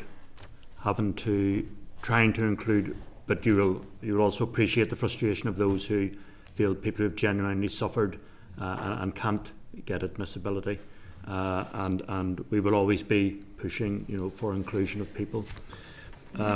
You in your stats that provided, it says around 30% of applicants have currently gone as far as a determination from the board. Also, that there are ongoing efforts to increase the pace at which applications are being processed. Can you tell us how the pace is being increased? Well, that comes back to maybe my earlier comments about we did invite the innovation and consultancy services in, and we asked them to do an end-to-end review. So they looked at every team that we have, every process, and they looked at a place where there was maybe failure demand, where there was potential duplication, and then they reported back to us. We accepted fully all their recommendations, and have now started a project team to take forward that. And one of it is a new staff operating model with a new staff operating structure. So maybe we'll be looking at combining teams. We'll be looking at the level of checks that's done, on applications that come in. The enhanced IT that will come out of this project as well will also offer efficiencies. But that's not to say, even before that, we have been introducing efficiencies as we have been going along. I think it was mentioned with the groups earlier, we've held a number of workshop sessions with the groups, with officials, with panel members as well. So, and Capita have been involved in those, where we're hearing directly from the groups some of the issues. And like one of the things coming out of that was a complete review of all our communication templates, taking on board feedback from victims and from the support groups. Another outcome of that was taking forward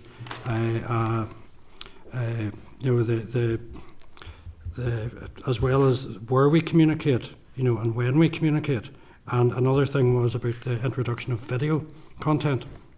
That'll be uploaded to our website, and different forms of we've got our leaflets, we've got our posters, we've got our website, we've got our FAQs, but exploring other ways of communicating with victims who maybe aren't so IT or social media, they don't have a social media presence. We're looking into all that, and then we have the support of our the committees within the board, who are the operational committee will take on certain tasks and look and see where there's room for improvement. So there's a number of pieces going on, but the big one is the project, the business transformation project.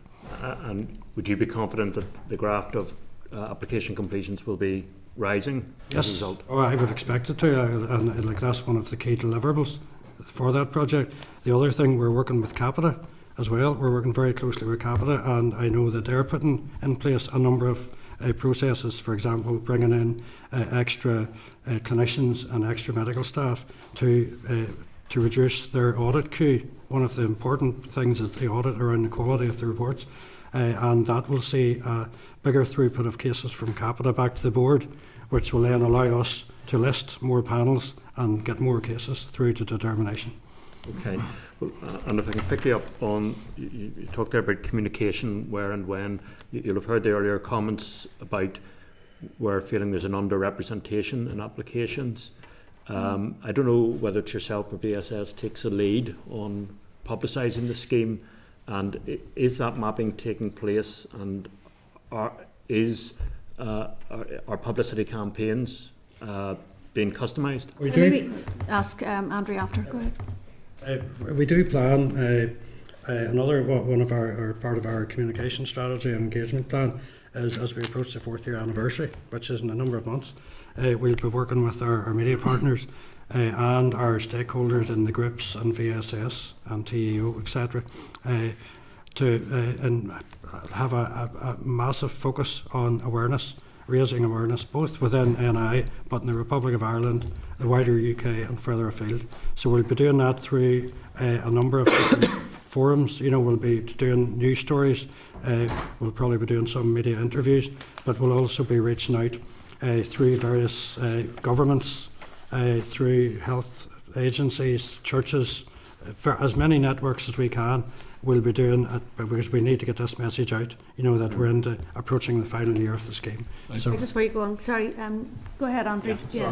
So, primary responsibility for communication around the scheme does rest with the VPB, but VSS have been trying our best to assist with that as well. The groups have provided lots of details of contacts outside of the jurisdiction where leaflets can be sent and posters and information can be handed out that way. You heard from 4 or 5 of the groups the first session who provide that direct support, but there's another 42 community and voluntary organisations funded by VSS, and there's a good cascade down through all those organisations to make their members well aware that the scheme's there and how they can access the support for it. We obviously have our own information on our website, leaflets that we pass out when we can. We attend other events such as Veterans Roadshows to ensure that not just the point to the scheme, but the wider health and wellbeing support that's there around the scheme. So there's a lot going on. I think a lot more that can be done and will be done as we reach the last year anniversary of the scheme.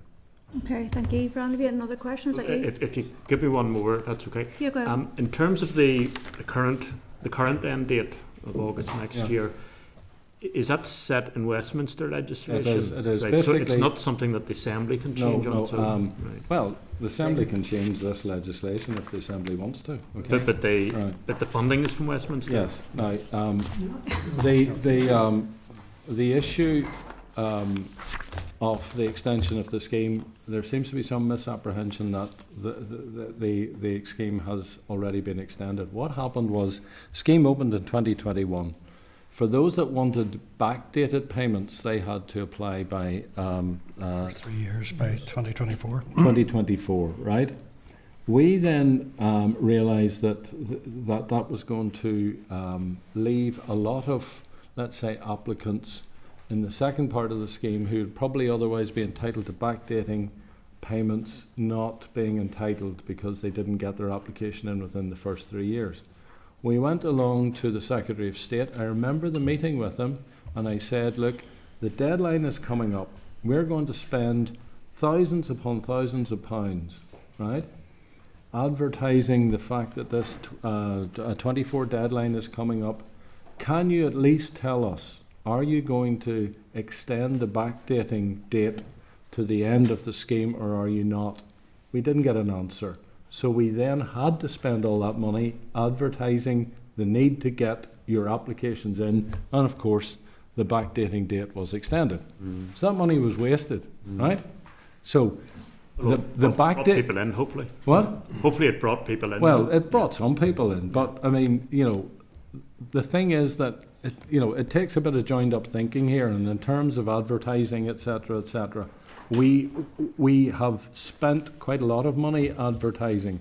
Yes, there's the 4-year anniversary bit. We will be doing more, but there's also a budget to be considered, But the long and the short of it is the backdating date was extended. to the end of the scheme, which is 2026. The end date of the scheme has never been tampered with. It's August 2026. Whether that should extend or not, that's a matter for the authors of the scheme, the legislators. Obviously, the work of the scheme, the board will continue long after that in terms of processing applications and also in ensuring payments and ensuring transfers to the next of kin, etc., etc. Should the scheme be extended? That's something I think that as president of the scheme I shouldn't comment on. I can see the arguments one way or another, but I'm clearly of the view that significant money should be spent on advertising to ensure that people bring their applications in before the deadline. But what I don't want to see is a lot of money spent on that advertising campaign to find out 2 weeks later that the scheme's extended, because that's a lot of money that could be used elsewhere, wasted on advertising. So give us a decision early on, okay? That's the key issue. I could just add that, so on the extension of the backdating, it was a decision the Secretary of State took after the review of the scheme, which the First Minister and Deputy First Minister wrote to him to support that extension.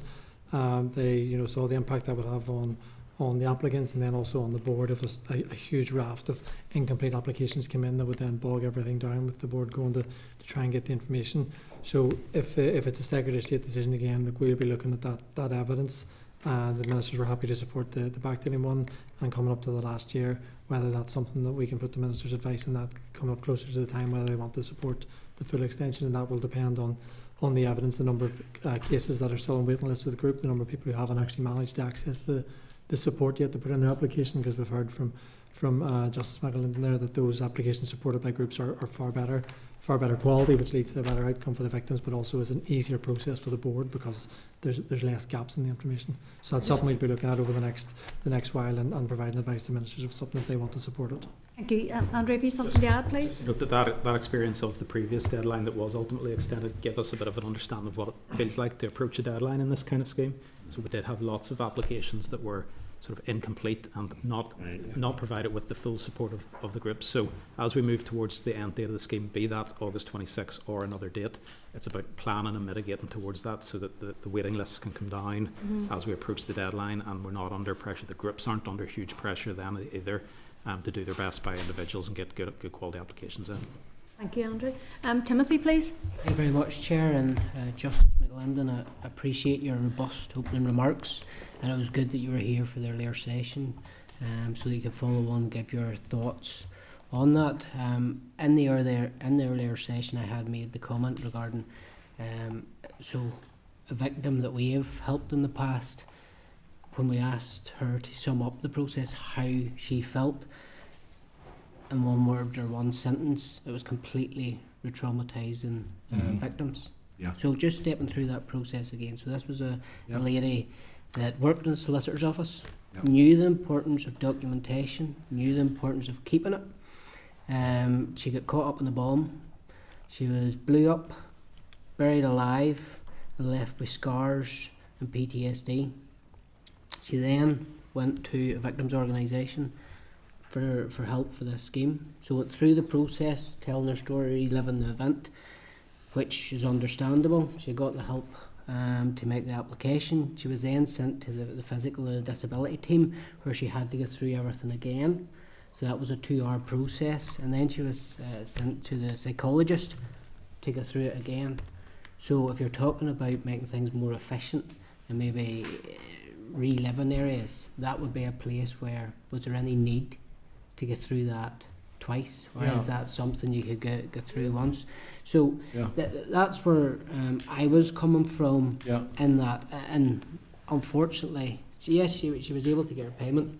Unfortunately, then her husband developed a health issue and sadly passed away, and for that lady to get help through the bereavement payment, she has had to then again relive that traumatic experience. So yes, I understand you're able to debunk that, and the passion and the care that you obviously feel very you know, when you're president of the scheme that you have for this scheme and the integrity of the scheme. I get that, but I want to put it, you know, this is a direct response of somebody at 11:30 today when they're asked, you know, sum this up in a sentence, completely re-traumatising victims. So that's the product of somebody that has come through the scheme. Yeah, and you know, that's so important that I hear that. We have to comply with the legislation, which means that the applicant has to establish his or her case, right? We cannot assume harm where other schemes can. You know, the historic institutional abuse, if you're present in an institution, you get money, okay? If you were present, okay? We have to be satisfied on the balance of probabilities that A, incident occurred, B, person was injured, C, disability has flowed from that. That's our statutory duty as a serving judge, etc., etc. I have to apply the rule of law. I cannot, although I try to, let's say, balloon out the entitlement, etc., etc., I have to, as part of my oath, apply the rule of law. Okay?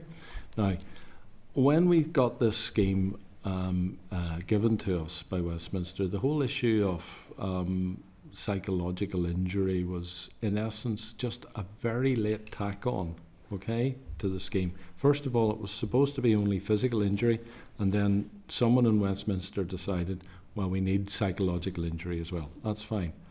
But the disability assessment process under the scheme, they do not and cannot give us a diagnosis. Unless there's a diagnosis on the records that they can latch on to, they are not entitled as disability experts to make a diagnosis, right? So in that particular case, it's sent to the disability to assess. The disability get all the notes and records. Disability say, hold on a second, there's no diagnosis here, unfortunately. We can't make a diagnosis. You have to, the board, you have to get a diagnosis. Either the applicant brings in a medical report saying, I have PTSD, I have severe anxiety, or I have, you know, an adjustment disorder, something like that. Or we have to then go and get our bespoke clinician to make a diagnosis. That's, you know, that's not the way it should be. But that's the scheme, that's how we have to operate it to maintain, to remain within the law. So the disability capita will never give a diagnosis. They send it back to us. We then have to beg a psychiatrist or a psychologist or something of that nature, trawl through these notes and records, give us a diagnosis. If you can give us a diagnosis without interviewing this person, we want you to do that because we don't want you to re-traumatise her. A lot of the time the notes and records are absolutely paltry. There's nothing there. There's 2 notes about you know, some sort of first generation antidepressant that you got in 1972. Okay? Well, what does that give you? Doesn't give you a damn, right? So they then have to interview the person to make a diagnosis. Now that is re-traumatising. I don't want to do that, right? But to comply with that scheme, I need a diagnosis and I need a disability assessment. And that means that those individuals have to go through that, okay? I don't want it, but that's the way we have to operate to maintain the rule of law, to apply the legislative scheme, okay? It's flawed. It has the potential for re-traumatisation. If we can do it off the records, we will. If we don't have records, we have to ask questions. That's the difficulty. I understand that, but somebody coming with the records 2 years and 9 months, like I can only imagine not many people would have kept any records, whereas in this case the records were kept because they understood the, you know, the necessity of that. Yeah. But for me, 2 years and 9 months now, I think we've heard part of the reason today of how quickly the scheme was set up, potentially led to some of that, and I trust that as we move forward, like looking through the, you know, the stats that have been provided, 28% of the cases you have considered, 66% of them approval, 34% refusal. You know, hopefully in Absolutely. The years ahead. We have to improve. We have to improve. And I trust you'll take away that case. Oh, absolutely, I will. Again, I can't go in too much into the personal details of each individual case, but you got to remember that in terms of the legislative framework, the regulations, we have to give priority to people who are terminally ill or people over a certain age. Okay, so in essence, it's every application that comes in, if it's a priority category case, in other words, somebody who's terminally ill or somebody over a certain age, we have to basically put those into the accelerated pathway, to make sure that we comply with the scheme. And that, means because of the resourcing available, manpower, etc., people that aren't within the priority categories, aren't dealt with as quickly if they are complex cases. There are some cases that are relatively straightforward that can go through the scheme relatively quickly. A lot of them aren't, okay? So yes, I fully appreciate that we can do better, okay? I genuinely intend to ensure that everything that can be done to improve our processing times is done. That's why there's this whole structural review.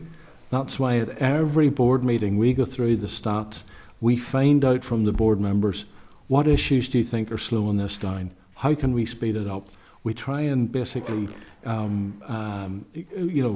improve on the hoof, okay? That's what we've been doing since this scheme was set up. We've been improving on the hoof. This structural review will, let's say, codify, I think, a lot of improvements. But we're acutely aware that these people have been waiting for years. The last thing we should be doing is to make them wait for years longer, because all that's doing is prolonging their misery, and that's not what the scheme's about. The scheme is about amelioration of harm, not the prolongation of harm. If I could pick up on a couple of your comments that you made. One of them was about this executive taking possession of the scheme, as I outlined earlier on. I would have serious concerns with that. When you have an executive led up by a First Minister that believes there is no alternative, that has lauded terrorists, I don't think this executive should have anything There to are do fundamental with issues in this society, fundamental issues that are not addressed, but they have to be addressed. And I appreciate where you're coming from. I appreciate the strength of your views, etc. I know that those views are opposed by other people, etc. But, we have to try and move forward. We really do. Okay? Everybody has to try and move. Okay? If I could pick up, you had mentioned in response to another question that when you've requested information, you're not getting intelligence briefing essentially attached to that. Yeah. And that has actually helped the victim in a way that if you had that intelligence briefing, it might have made them.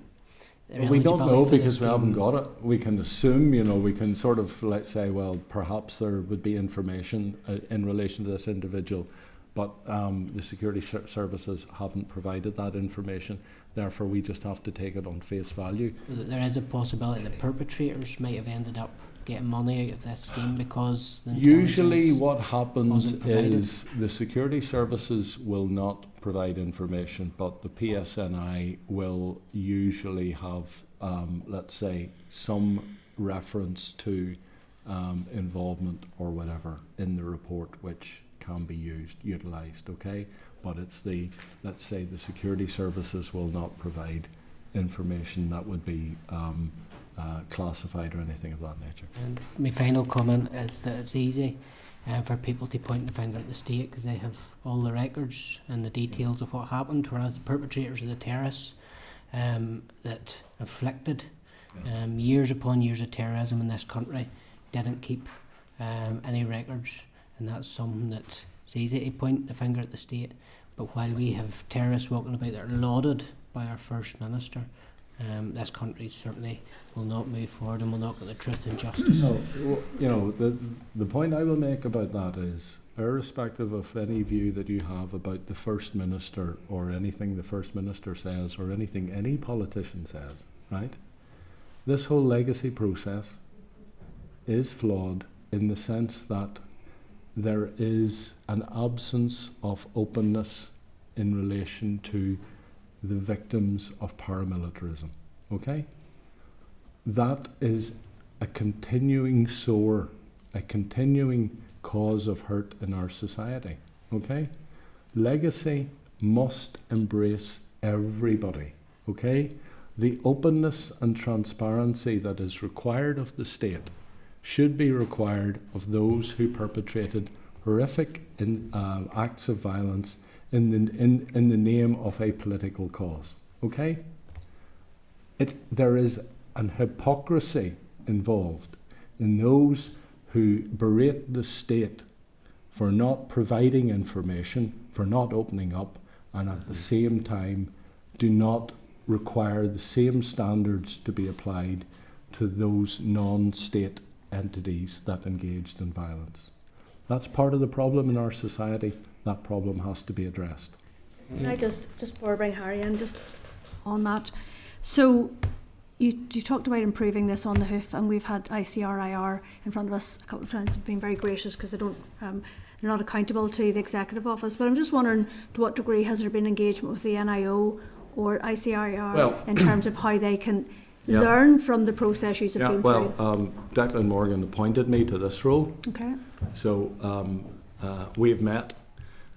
We have agreed any information that we have, right, that he requests, he will get. Okay?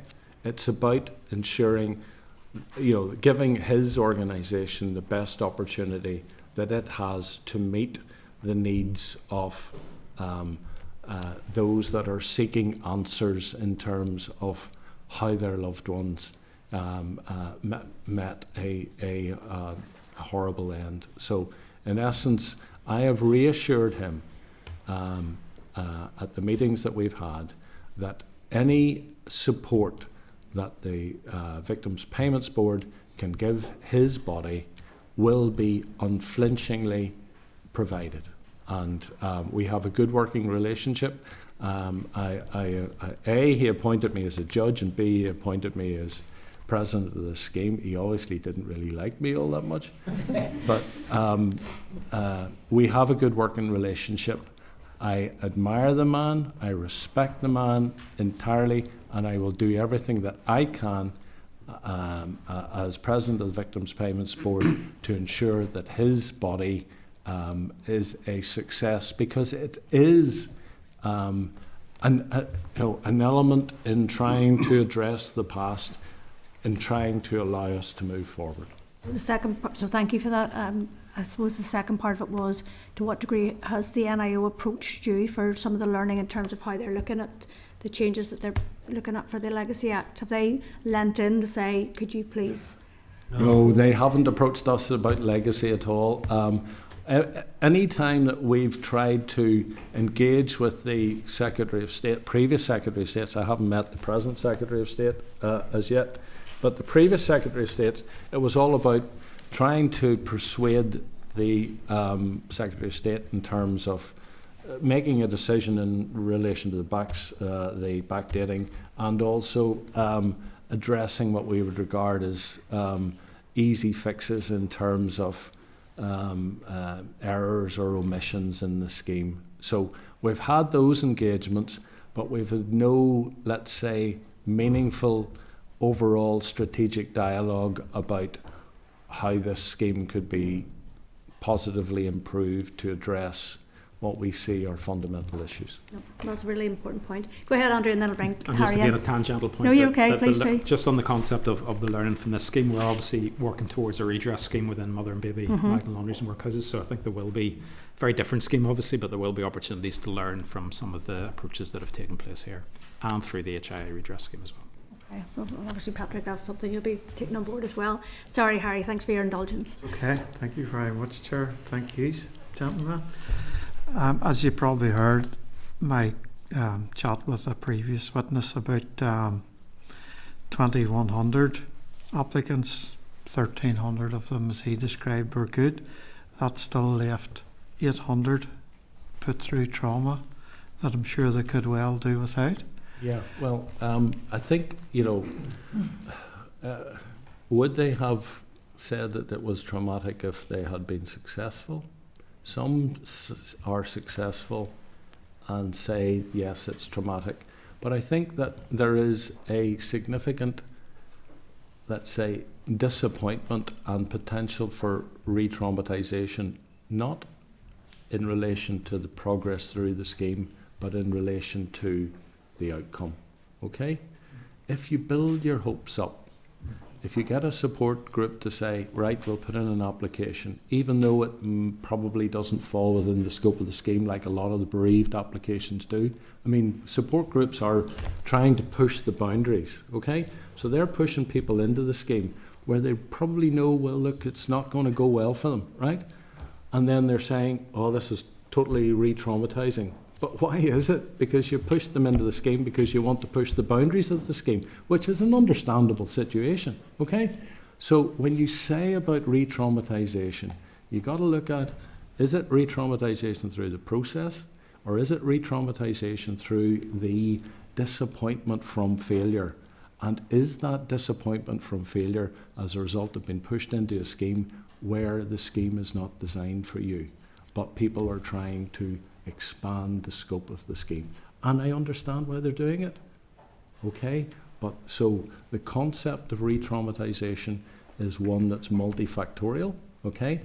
And what we can do and what we should do is ensure that the process is not re-traumatising, or is as absence of risk in terms of re-traumatisation as is possible, and ensure that the duration through the process is as short as possible. I think those are the two features that we can try to minimise the risk of re-traumatisation, but there are other factors outside our control in terms of re-traumatisation. And can I just add to that? There's also the other issue that the groups have to deal with, where people are coming and they genuinely believe they're an eligible victim under this scheme. The groups will do their best because they're very knowledgeable on the regulations. There are occasions when the groups do their best to explain, listen, this is potentially outside of the criteria, but the applicant is insistent that they put the application in. So the groups are also having to deal with that as well. I've spoken to a number of the groups and that also adds to the disappointment. But the groups do their best as well to maybe, in cases like that where it's maybe clearly out that, listen, this is not going to run, this is not going to meet the criteria, but the applicant or the individual is insistent, and it's maybe whether they want to tell their story or whether they just believe that it should be put in with a view to appealing it and with a view to maybe getting the regulations changed. Patrick? I'll just add that I think something that the groups do very well and it's very important to keep emphasising is even if they haven't been successful with the scheme, that's not the end of any involvement or any support they can get from government in general. Andrew would say the same, the regulations for this scheme and the eligibility is different to the Victims Order 2006. There is the bereaved scheme that we have for annual payments out through the self-directed assistance through VSS that is putting a couple of £1 million out every year to people which are less stringent. It's obviously not as big a scheme, it's not a statutory footing, it's not as secure as something like this is, but it is something for acknowledgement, plus then all the available services and support that applicants who meet the 2006 order, which is wider than the victims payments one can get. So I think it's very important that even if they're not being successful through the RTN, through the BSS and through the funded organisations, there's a lot of support still there for people. I was also going to say, my question would have been, was the bar too high? And I'd also like to comment that Justice McAlinton as President, I really do feel that although you couldn't lower the bar as such, you certainly done your best to help those over it. Well, look, I'm grateful for that recognition, but at the same time, I do not rest easy hearing stories about those that have negative experiences going through this scheme, and I certainly don't rest easy with the concept of limiting the recognition of this scheme to those that were injured, and knowing that there is a pool of victims in our society who suffer bereavement, who are in essence left outside the scope of a bespoke scheme for them. It is unconscionable that remains the case. and I do not rest easy, dealing with a victims payment scheme where I try to shoehorn in as many as possible, knowing that in doing so there are many others who feel for arbitrary reasons that they are excluded. Okay? Yep. So in trying to help some, I know that I'm causing or potentially causing re-traumatization to others, and that's a terrible thing to live with. Okay, Timothy, did you want back in, Timothy? Yeah, just a quick one. Can you set out how the applications are considered? I think it was yourself, Justice, had mentioned the word category. So are the applications considered on the date they come in, or are they placed in a category? The date they come in apart, they are in date order. As Justice McAlinton said, some of the applications will naturally progress through the system faster than others as we receive evidence, or depending on how full the evidence is when we receive them. However, there's two categories where they're prioritised. For those who are over 80 or those who are terminally ill. Mm-hmm. Now, if they're over 80 or terminally ill at the time of application, they're prioritised straight away and they're flagged throughout the system. They're flagged with our information provider partners. They're flagged with Capita. That's treated as priority throughout. But if they turn 80 throughout the process, our systems will flag that up straight away, so they automatically move into the priority stream. Or if we receive information, medical information that they've been diagnosed with terminal illness, they will move from the ordinary stream of applications into the priority category. But there's no other category. There's just the priority category, and then but applications do proceed through at different paces, just because the information becomes available sooner in one case than maybe another. Okay. Point of clarification. Thanks.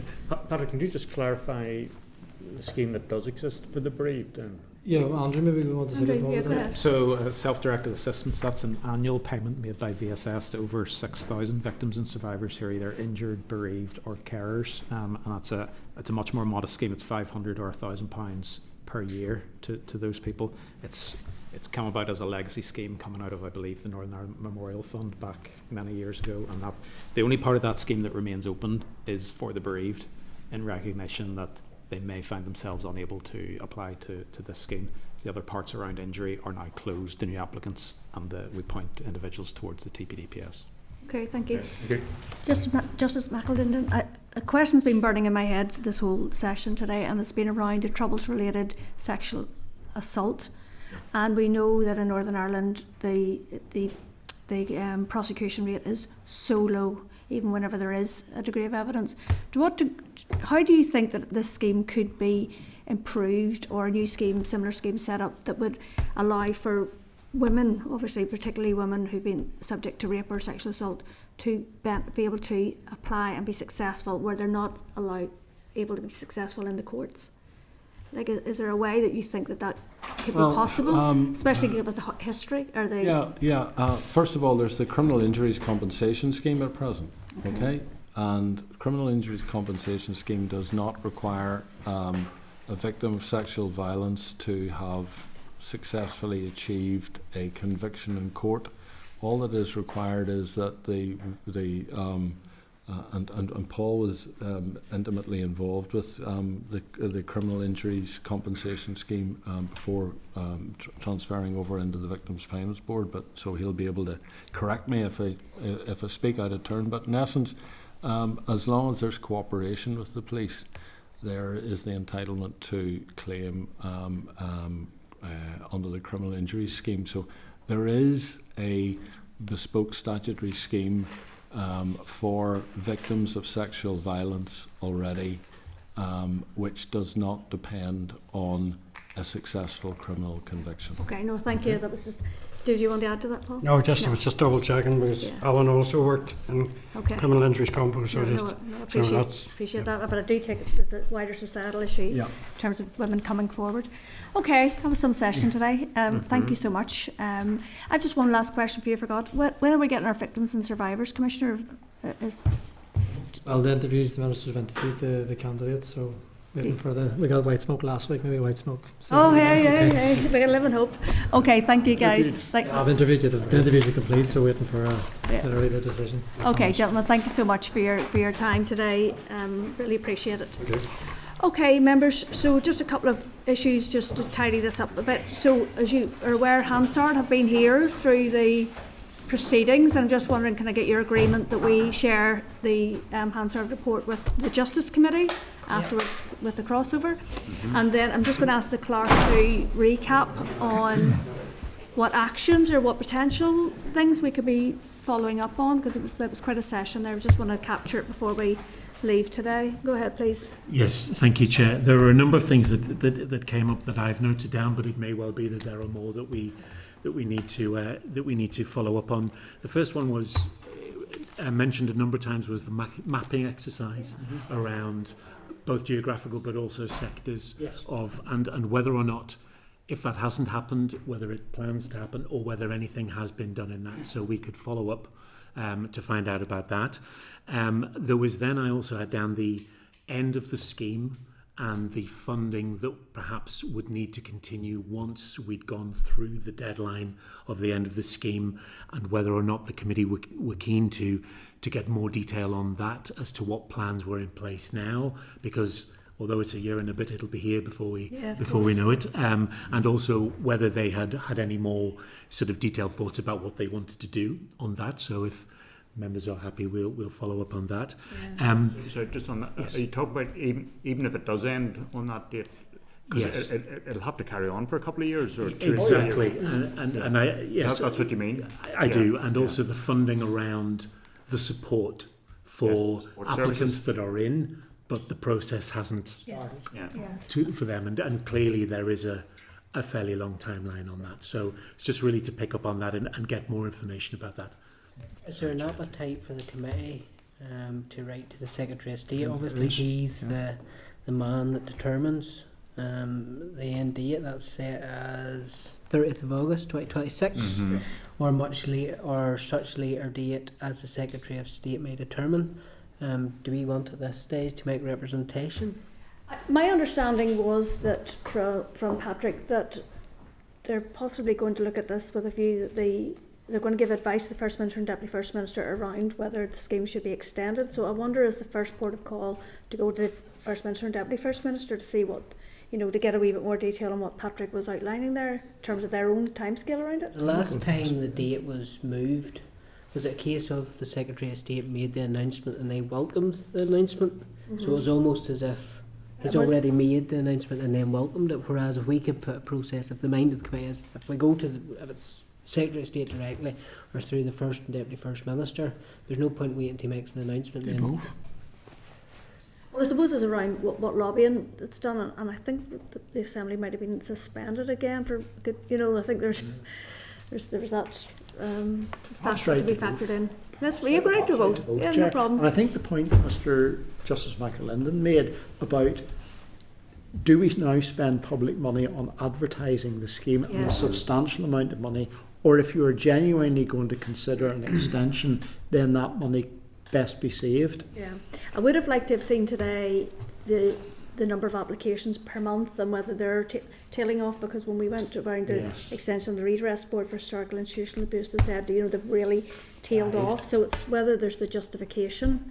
But again, if they're not advertising it properly and they're not getting into the right communities, and it is going up, according to that chart. It's still relatively low how many applications they've got through. Yeah. Regarding the communication strategy, that's the next one I was going to come on to. So Stuart has mentioned about the waste of money if we're going to go out with 2026. Like that money could be invested to reach out to other areas.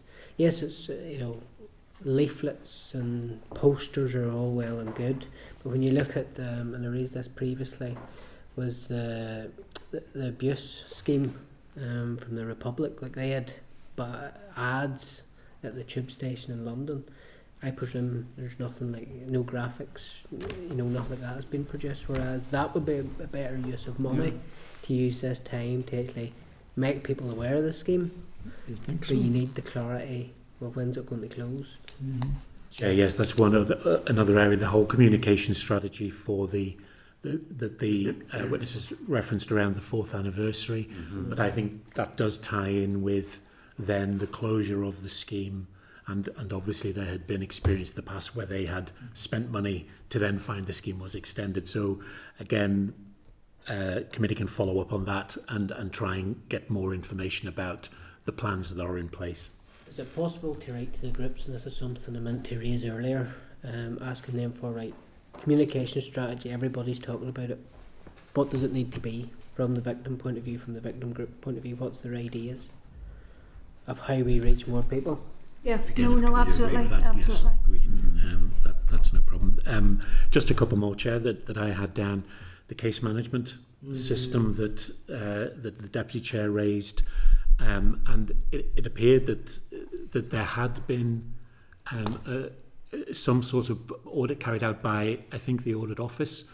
I wondered if committee would like to find out more about that, and we can follow up on that to find out exactly what the results of that was in relation and you to. can go soft or hard then at that point, because you can see they saw that, but it was okay because they were doing other things, or else it is an area they need to go and look harder at. So again, happy with that. We will do that. And well, I also had down the Commissioner, but we actually got detail at the end. It appears that they're in the final throes of that, so I don't. We'll see. I mean, we could write to TO around that, asking for an update, if members wished, and that would give that. And the only other area I had was, again, that I think it was Paul had mentioned an upcoming structural review of the administration of the scheme itself. I wondered whether the committee would have benefit of finding out more detail about what was actually included in that review. Yeah. But again, that's something for committee to agree. Okay. Any other suggestions? Anything else that I didn't get? Okay. I was sort of looking at that graph again. I wasn't sure whether that was the almost cumulative total. Well, I think it is, but it's still. I know it's slightly. It's still. You would say it's exponential. It's. Yeah, but I'm saying is that the rate of increase is increasing. Yeah. Okay. But I still think maybe we should ask for a bit more detail in terms of number of applications, number that have been rejected. You know. Yeah. Or people have withdrawn from the system. That. So I think just a wee bit more detail.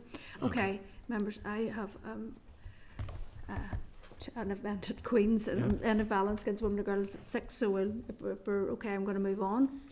Okay. Can I just ask you, any more actions?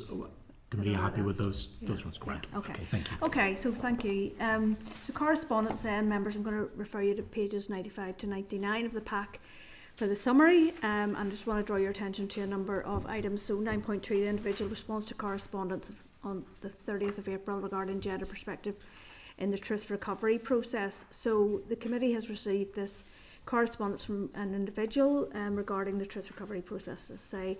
So just to advise that the information contained within this correspondence relates to the issues raised in the closed session by the individual earlier this year, and so a draft response for members' consideration has been tabled. It's in front of you there. But if members want to discuss this, I wonder, it's because of the number here, whether we should maybe try and get agreement via email after the meeting. That's practical. Is that okay?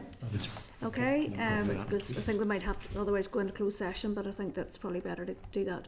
Okay, so committee 9.6, Committee for Infrastructure. So I'm going to refer you to pages 96 to 98. So the committee has received a memo from the Infrastructure Committee, including a copy of a letter from the Minister of Finance regarding disaggregation of £425 million allocation made by the Executive to deliver priorities within the programme for government. The Minister's letter contains an updated table which reflects £440 million of allocations to PFG priorities, including reference and capital DEL across the draft and final budget. The TO the 2025-26 budget outcome £2 million has been allocated for ending violence against women and girls.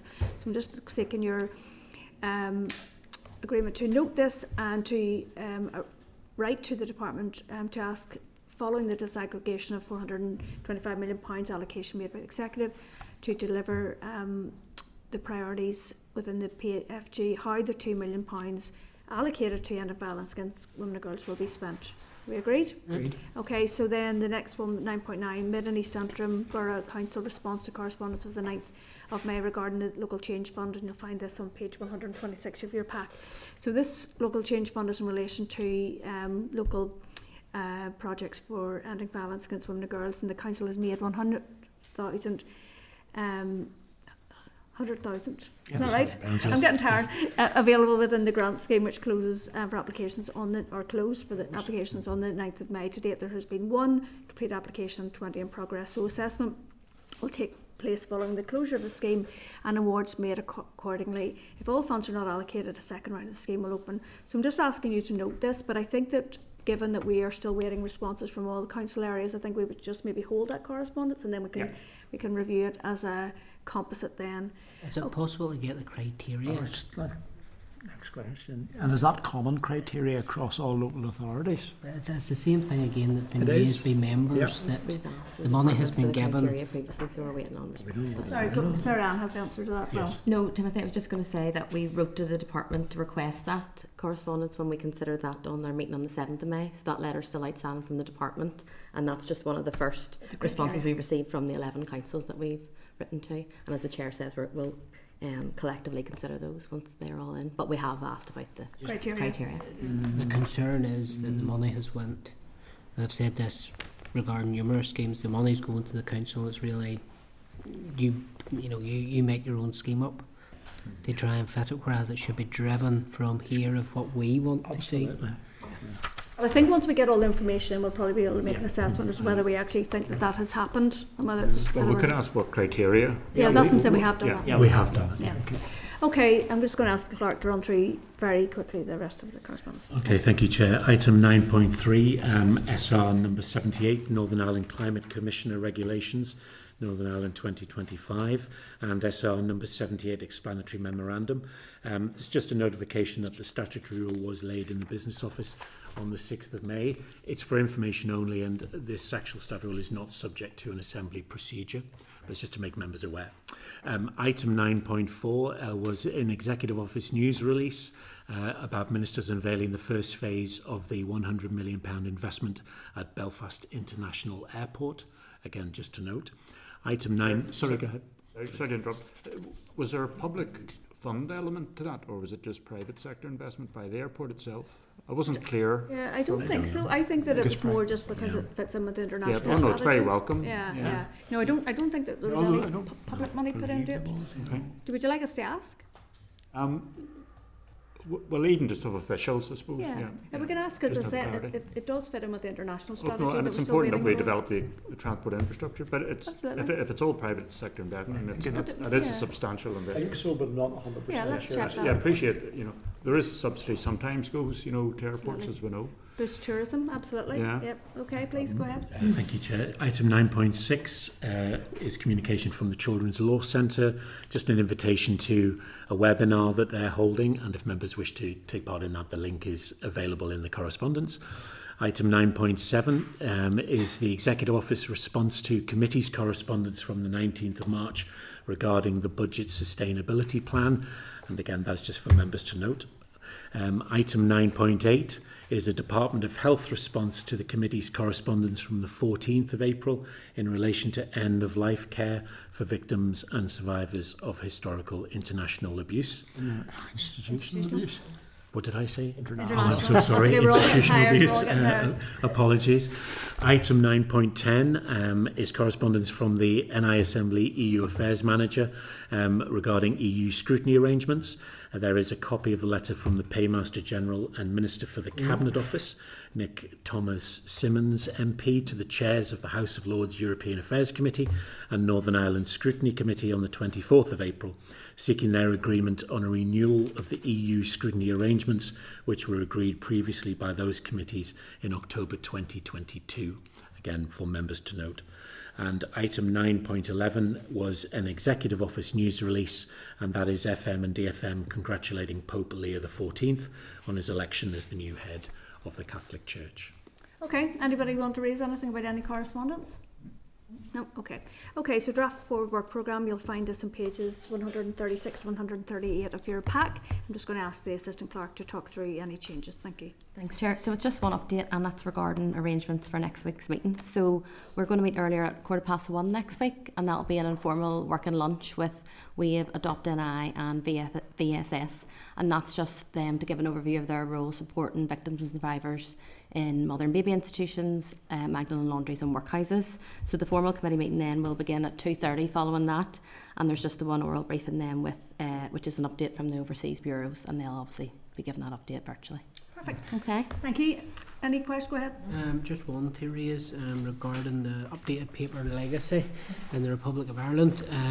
I see it's TBC for some time in autumn. If the legislation doesn't arrive and take up committee business, is that one we could look at to bring forward?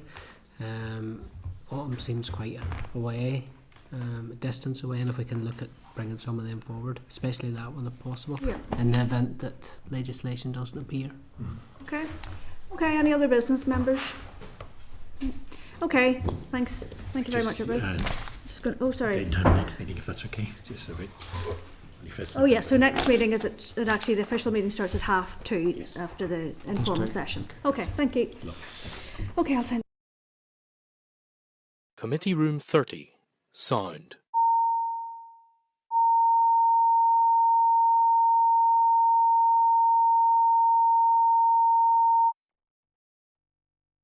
Committee Room 30, sound.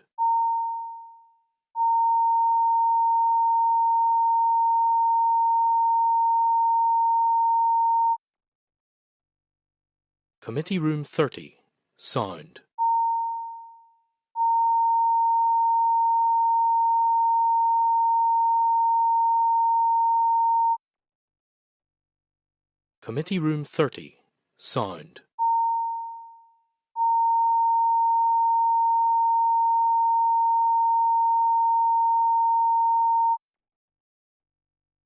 Committee Room 30, sound.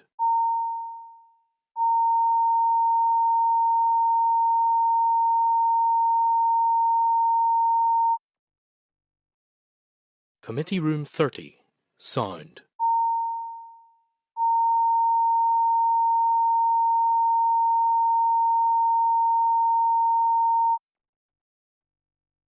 Committee Room 30, sound.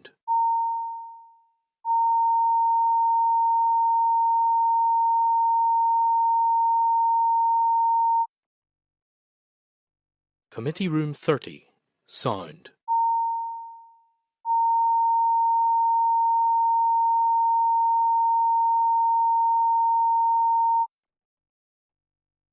Committee Room 30, sound. Committee Room 30, sound.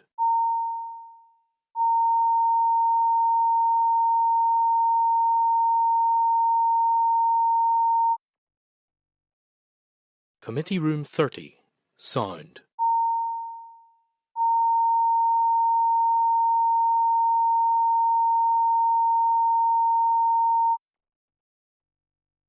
Committee Room 30, sound.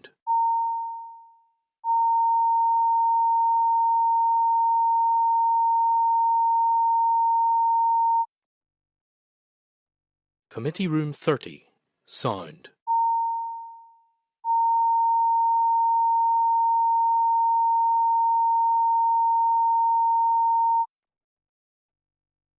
Committee Room 30, sound.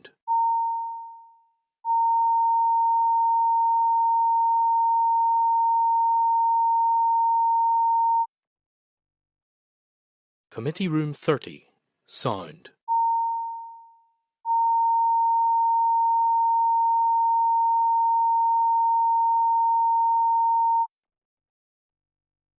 Committee Room 30, sound.